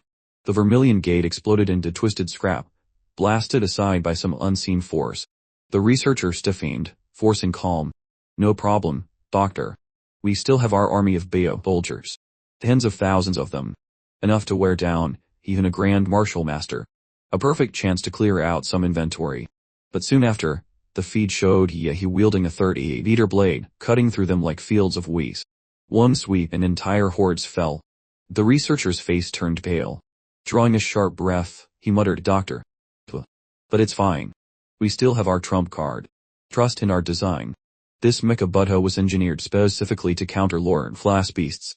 Against a mere martial warrior, it'll crush him with ease. A moment later, when the researcher saw the mecha Buddha torn apart by Yahi's bare hands, he was struck dumb. It's fine, Doctor. We still have. Before he could finish, the short old man beside him snapped in fury. Shut the hell up, enough with your cursed optimism. The enemy is already tearing through our front door. And you're still saying it's fine. The guards above might buy us a few minutes at best. We need to retreat immediately. Once we're out, trigger the base's self-destruct protocol. We cannot allow any of this information to leak. The old man was known as Dr. Feng, once a level 3 researcher for Prometheus. After Prometheus was disbanded, he was secretly recruited by Laserbird. 10 years ago, Laserbird set its sights on the unremarkable Ishu County, quietly replacing all the monks of Jinshin Temple. Using the townsfolk's devotion to the temple, Laserbird began brainwashing them under the guise of bestowing blessings. One by one, the residents were lured into undergoing human modification, turned into free test subjects to fuel the organization's biotech research with endless materials and clinical data. But now, this facility had to be abandoned. Just as the core researchers were heading toward the escape tunnel, a beam of blue light suddenly sliced open the ceiling above. Abbot, where exactly do you think you're running? His mocking laughter echoed through the hall. Several guards rushed forward, intent on killing him. But before they could even get close, Yahi's stand appeared, instantly snapping their limbs like twigs. He strode up to Dr. Feng with a cold sneer, his gaze sharp as blades. What do you want? We can negotiate, Dr. Feng stammered, even as his hand slipped into his pocket to trigger the base's self-destruct. Laserbird had implanted microbombs into every key researcher and leader. Their families and friends were kept under strict watch as well, ensuring absolute obedience and preventing any leaks. But Yahi had already caught the old man's trick. Before he could press the switch, Yahi crushed his arm in an instant. Dr. Feng flailed in agony. His throat clamped shut, choking like a fish dragged onto land. His short legs kicked wildly in the air, powerless. Only when he was on the verge of passing out did Yahi finally release him, tossing him to the ground like trash. Dr. Fang's lungs finally drew in fresh air again. When he looked back at Yahi, his eyes were filled with raw terror. Seeing him subdued, he began his interrogation. Now, you're going to tell me everything you've done here in Lishui County. 2 weeks ago, were you the ones who killed those 3 young martial artists? What the hell are you people doing here? At that, Dr. Fang let out a twisted, deranged laugh. Ha! This lab's secrets will never reach you. There's a signal monitor wired into my brain. The moment I utter any corporate keywords, the bomb in my body detonates. Either way, I'm dead. So, I'll take the quick way out. He bit down, shattering the poison capsule hidden in his mouth. Instantly, the entire facility glowed, crimson warning sirens blaring. With Dr. Fang's heartbeat ceasing, the self-destruct system linked to it activated. He only chuckled darkly. Laser bird. All of you really are nothing but suicidal fanatics. Too bad. In front of me, even death will be a luxury you don't get to choose. He then unleashed his vampire powers, driving his finger straight into the artery in Dr. Fang's neck. The corpse virus surged into his bloodstream, spreading rapidly through his entire body. The heart that had already stopped suddenly began to beat again, pounding even stronger than before. Normally, vampire bloodlines could indeed infect humans or corpses, turning them into corpse-born thralls. But most would degrade into mindless zombies without healing ability, losing intelligence, and rotting away, save for a rare few with innate talent. Yihi's virus, however, had been modified with the power of the founding titan. That power could transform ordinary humans into titans, and grant him absolute control over them.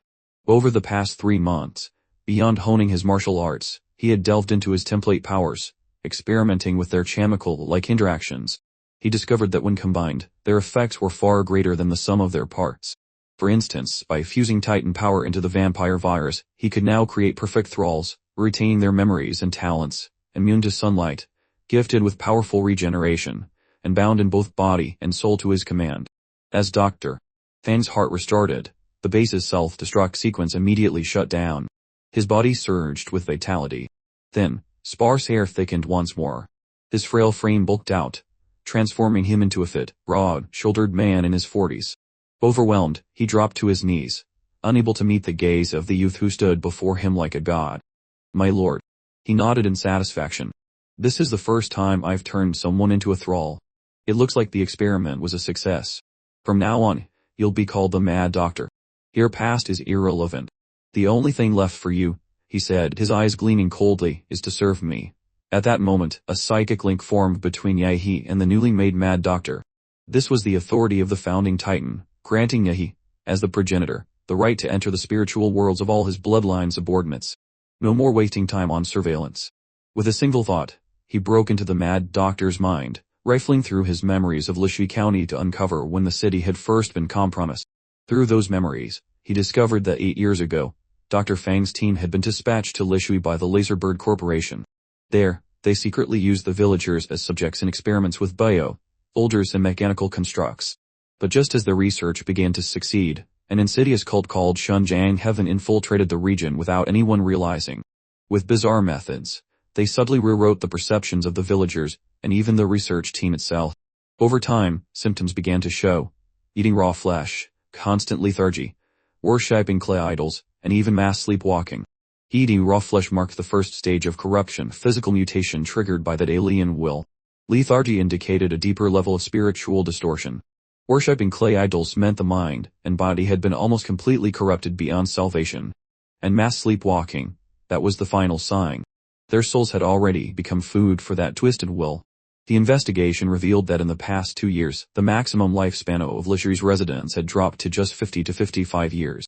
Anyone older than that had already been devoured by the alien will. In the end, the entire city was destined to become its food. This organization, calling itself Shunjiang Heaven, was in truth an anti-human cult, worshipping knowledge from ancient ruins and seeking the destruction of mankind. Dr. Fang speculated that the source corrupting the minds of Lishui's people and feeding on their life force was a demon fetus brought out from a secret ruin. According to his calculations, the fetus would fully mature 2 nights from now. Having pieced together the truth, he withdrew from the mental link. He suddenly recalled the old tricycle man's words that in 2 days, Lishui would host a so-called blooming festival. By then, the entire city's population would be gathered. He finished reading all of the Mad Doctor's memories. To his surprise, he uncovered an unexpected gift. Before his death, the Mad Doctor had not only taken part in the research of the Golden Gene but also understood its usage and effects. However, that knowledge could only be put to use after the mission was complete. As for the plan of Shunjiang Heaven, he already had a mad solution in mind. Technically, all he needed to do was uncover the truth and claim High University's reward. But what he wanted now was far greater. He aimed to snatch Shunjiang Heaven's prize for himself. He then ordered the Mad Doctor, "You'll hide inside Lishui County. I'll provide you with my blood. Find a way to release it into the county's water supply. Make sure the infection spreads to the maximum extent." The Mad Doctor instantly grasped his plan, his face twisting with excitement. "Why, Lord, you intend to fight Shunjiang Heaven's demon fetus for believers? Madness. This is utterly insane." He nodded. "By now, all the residents of Lishui County have entered the 4th stage of contamination. There's no way for them to return to normal. I admit I have my own motives in transforming them. But once this storm is over, I'll do my best to let them resume their old lives. At the very least, under my control, they won't harm society." After parting with the Mad Doctor, he returned to the old residence to regroup with Chu Tiao and Lu Qingxiu. The two were eating combat rations prepared by High University. Clearly, they had also learned that the townsfolk were eating raw meat, and even human flesh, so they dared not touch the local food. Chu Tiao then revealed what he and Lu Qingxiu had discovered. Restaurants served only raw dishes, and every household worshipped a clay idol. He suspected the entire city was enslaved by some kind of cognitive distortion. Hearing this, he couldn't help but look at Chu Tiao with newfound respect. This killer had guessed nearly spot on.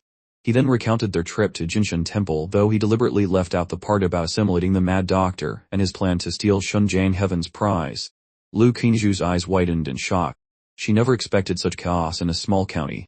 Chu Tiao was just as stunned that even a powerful biotech organization had been swallowed up by Lishui's anomalies. "This has already gone beyond a level 3 mission, hasn't it? Should we call High University for backup?" Lu Qingxiu asked nervously. He shook his head repeatedly. "Are you kidding? If High University steps in, how am I supposed to intercept the prize? Don't worry. This task is strange, yes, but it doesn't pose any real threat to our safety. Stop scaring yourselves. If your first thought is to run for reinforcements at the first sign of danger, what can we ever accomplish? For now, we wait until nightfall," he said firmly. "So far, we've seen the anomalies of eating raw flesh and worshipping clay idols. There's still one left we haven't experienced: mass sleepwalking. Perhaps only at night will this heavily twisted city reveal its true face." Meanwhile, at Laserbird headquarters, the board of directors convened an emergency meeting to address the sudden blackout of the Jinshan Temple base. Just 30 minutes earlier, headquarters had received a signal that the base's self-destruct sequence in Lishui County had been activated, only to be aborted within seconds. This immediately raised alarms in the information department. They tried contacting the base, but no one answered. Realizing the severity, the department had escalated the matter to the board.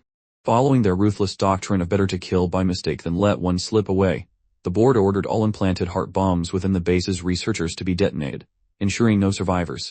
At the same time, they dispatched a special squad to Lishui County to investigate the situation firsthand. Moments later, inside Lishui's central water plant, the Mad Doctor, who had been standing tall, suddenly felt his pupils contract. Without warning, he drove his hand into his chest and ripped his heart straight out. He hurled it away, and the organ exploded like fireworks, spraying blood in every direction. Even as an undead, losing such a vital organ left the Mad Doctor weakened while his heart slowly regenerated. He sent a message to Yehi. "My lord, Laserbird just detonated the bomb inside me. Knowing their methods, they'll send a special squad to Lishui any moment now." He read the message and calmly replied, "No matter. Continue the plan." Night fell as a train slowly pulled into Lishui County Station. 5 passengers stepped off the carriage.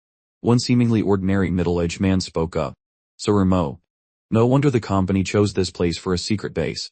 A woman dragging a suitcase with a baby in her arms replied, "The company already confirmed that Daxia's Dragon Sparrow wasn't involved with the Jinshan Temple base. So who did it? The company has far too many enemies." The man in glasses, clearly the leader, issued his command coldly. "Head to the base first. Destroy every piece of equipment and data we can."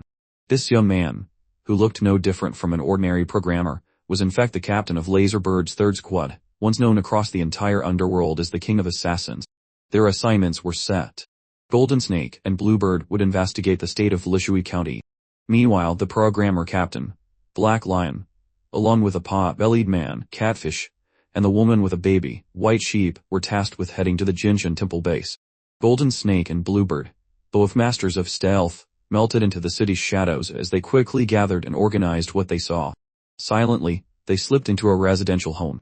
The moment they entered, a nauseating stench of rotting meat hit them. After checking, they discovered the source, a severed human head placed in the kitchen. Bluebird stepped into the master bedroom, where she found a clay idol with a red veil draped over its head. Driven by curiosity, she lifted the cloth. In an instant, her consciousness was seized by the idol. Meanwhile, Golden Snake stood in the living room, listening through his earpiece to Captain Black Lion's update. They had uncovered the cause of the Jinshin Temple base's downfall. A lone warrior had single-handedly smashed through the entire facility. Tens of thousands of bio-engineered corpses littered the underground palace, along with the wreckage of the fortress-class battlemech. The Great Buddha lay in shattered pieces, and not a single researcher survived. Even a lead scientist, Dr. Feng, was missing. At least his body wasn't found anywhere near the temple. Just as Jinshi finished listening to the report, his signal suddenly cut out. Looking toward the window, he froze on the spot. The once empty street outside was now packed with residents in pajamas. Their expressions were serene, eyes closed, moving forward, slowly closing in on his position. Realizing he was being surrounded by the townsfolk, Jinshi hurried to warn King Niao to retreat.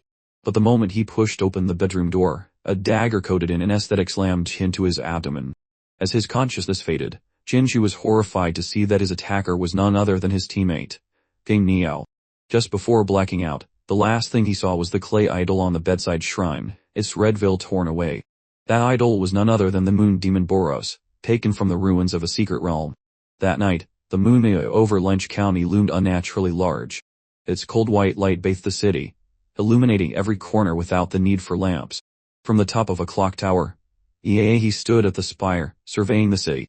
In the southeast, he spotted the outbreak of mass sleepwalking, relaying this information to Chu and Lu Qingjiu. He then leaped down from the tower, heading straight to regroup with them. At that moment, Jinshi slowly regained consciousness from the anesthetic haze. He and his teammate, King Niao, were tied tightly to two massive pillars. "You're from the Divine Descent Kingdom, aren't you? We can talk this out. The organization behind me has real power," he shouted. But as he looked at the crowd surrounding him, Jinshi tried to reason with them, yet no one responded. Every controlled villager wore the same eerie grin, their expressions deranged like lunatics. Just then, a deep tolling of bells rang out as if proclaiming the descent of some presence. Instinctively, Jinshi looked up to the sky. The clouds parted, and the moon grew even larger, so vast it seemed ready to descend upon the earth. The sleepwalking villagers now climbed upward like swarming ants, forming a colossal human ladder that reached into the heavens. The rest carried the two pillars bearing Jinshi and King Niao, ascending step by step upon the living ladder like an ancient Mayan sacrifice climbing a pyramid. Only this time, their offering was for the moon itself. Meanwhile, inside the Jian Temple base, Haishi realized Jinshi and King Niao had gone silent. Alarmed, he quickly rallied his two remaining teammates, suspecting that whoever had destroyed the base might have struck again. No matter what, something big must be happening in the city. We need to seize the initiative. Back to the city now. The three had barely stepped outside the temple when they caught sight of the massive full moon hanging in the night sky. At its very center, a visible beam of moonlight pierced downward. The light struck a specific point in Lynch County, resembling a divine miracle. Even Heishi, a man who had seen it all, was left speechless at the sight. For the first time, he wondered if the fall of the Jain Temple base was far more complicated than the higher-ups had believed. Move. Head to where the moonlight lands. That could explain Jinshi and King Niao's disappearance. With that, Heishi took the lead, racing toward the heart of Lynch County. The three closed in quickly, drawing nearer and nearer to their destination. By coincidence, they ran straight into Chu and Lu Qingjiu, who were also making their way there. At the sight of the two newcomers, Haishi's first instinct was immediate annihilation. With a flick of his wrist, he hurled a dagger at lightning speed, so fast it outpaced the shriek of air it tore through. Sensing the killing intent, Lu Qingxiu instantly summoned a massive blue umbrella to shield them. A haze of azure light rippled from its surface, enveloping both her and Qiu. A thunderous bang rang out as the dagger, deadlier than a heavy sniper round, clashed against the umbrella. The seemingly delicate weapon quivered once, then deflected the blade outright. The rebounded dagger tore through two entire buildings before finally losing its momentum. Paisha was stunned. He never imagined a mere martial artist could possess such a treasure-level Meiji weapon. Lowering the umbrella, Lu Qingxiu fixed him with a wary gaze.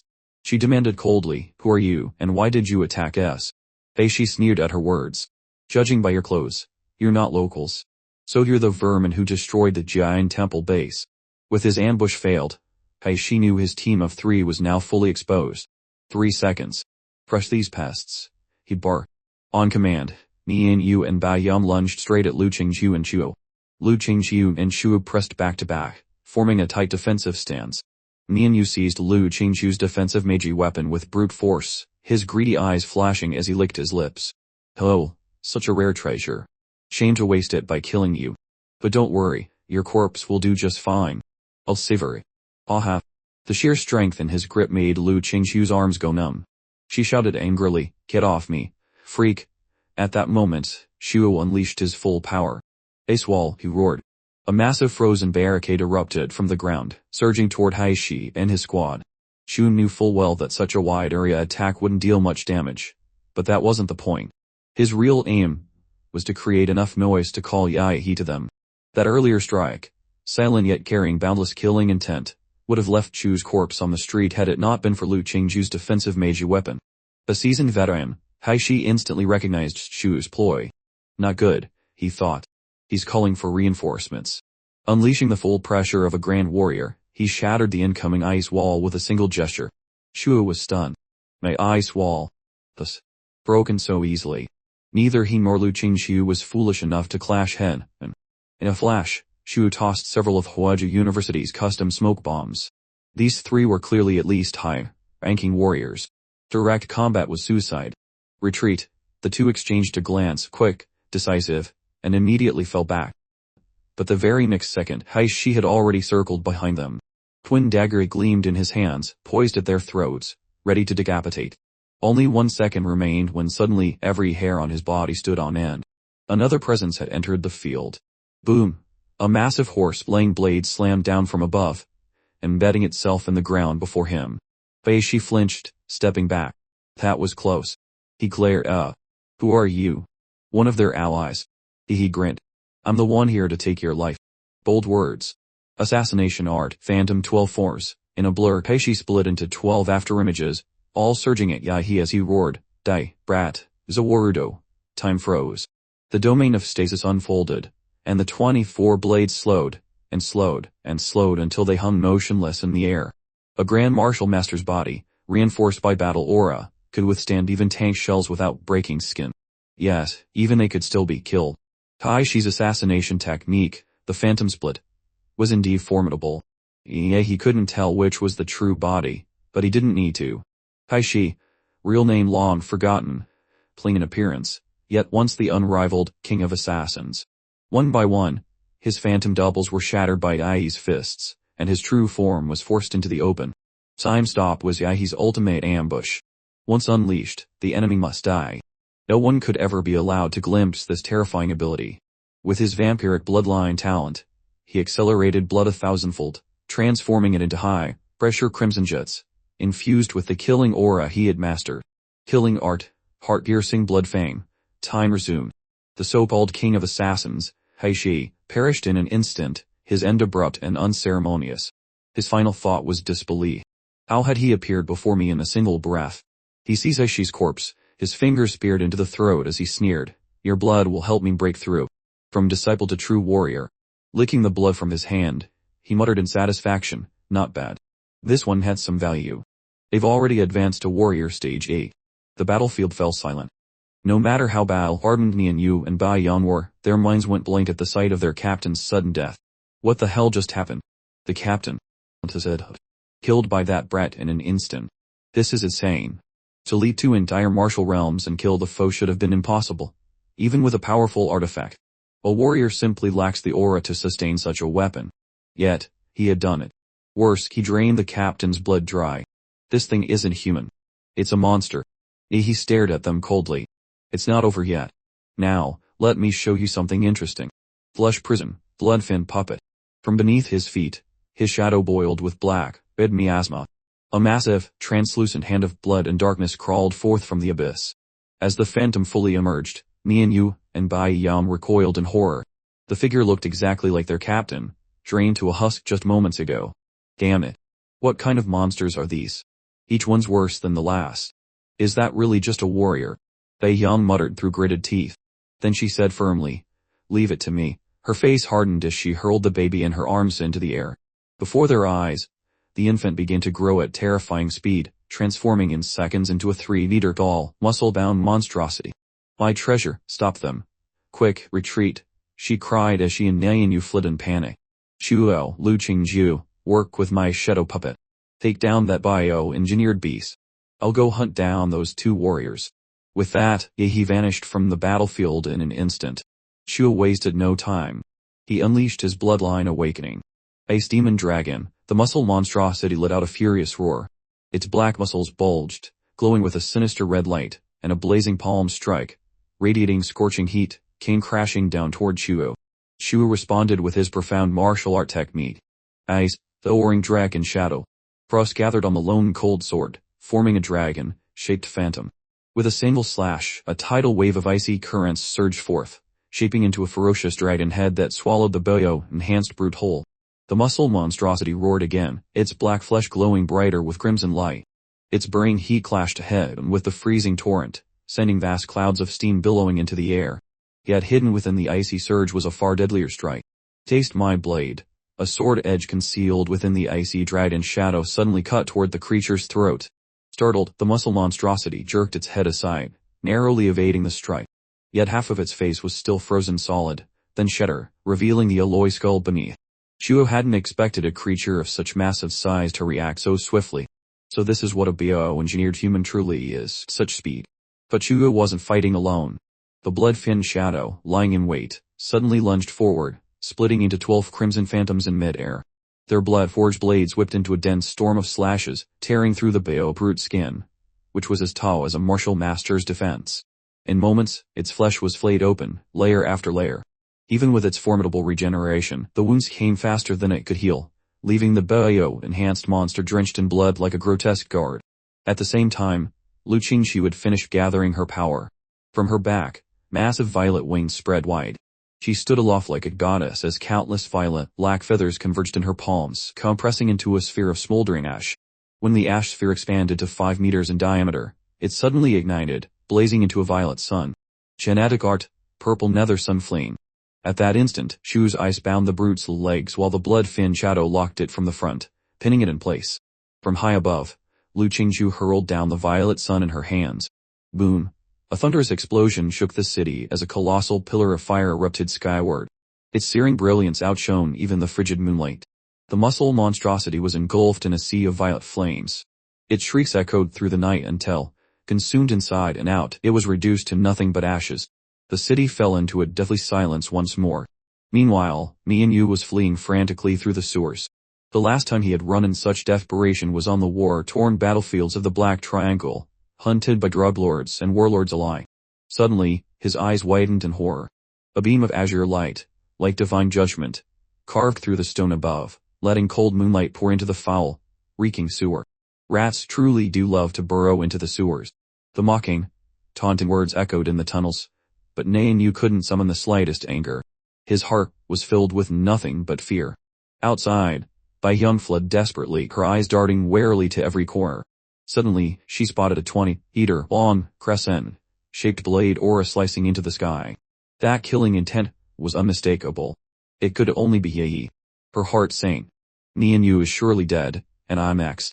Jin Shi and King Miao went silent. The captain was slain. Even Nianyu is gone. Now it's only me left. Who the hell are those 3 kids? No, I can't die. I have to survive. But where can I run? Her gaze shot upward to the human ladder reaching for the moon. The grotesque sight twisted her gut. This must be the work of the divine descent kingdom. At this point, the only way she could think of to shake off Daihe's pursuit was to surrender herself to that ladder. Even if it meant offering her soul to a demon, she had to live. But when she finally stood before the moon-bound ladder, she couldn't help but gasp sharply. The bridge of naked, writhing human bodies stretched between earth and sky. Every face was frozen in a serene, unsettling smile. Bai Yang shuddered. This is beyond terrifying. Just then, Yehi's voice came from behind her. You going up there? Tai Yong's skin prickled with goosebumps. Damn it, he's caught up. She turned to see Yi He, a living Shura. One hand gripped Nin Yu severed, terrified head, the other resting on the starfall blade, his gaze cold and merciless. Bai Yong could no longer think rationally. She scrambled madly up the moon-bound ladder. Though the ladder looked endless, once she climbed, it felt terrifyingly fast. In moments, she reached what appeared to be the surface of the moon. Shot coursed through her entire being. There she saw an ornate gate adorned with exquisite white jade carvings. In a daze, she watched as the gate slowly opened. Inside, she seemed to see her parents standing there, and waving to her. Mom, Dad, I missed you so much. Bai Yong's face broke into a blissful smile.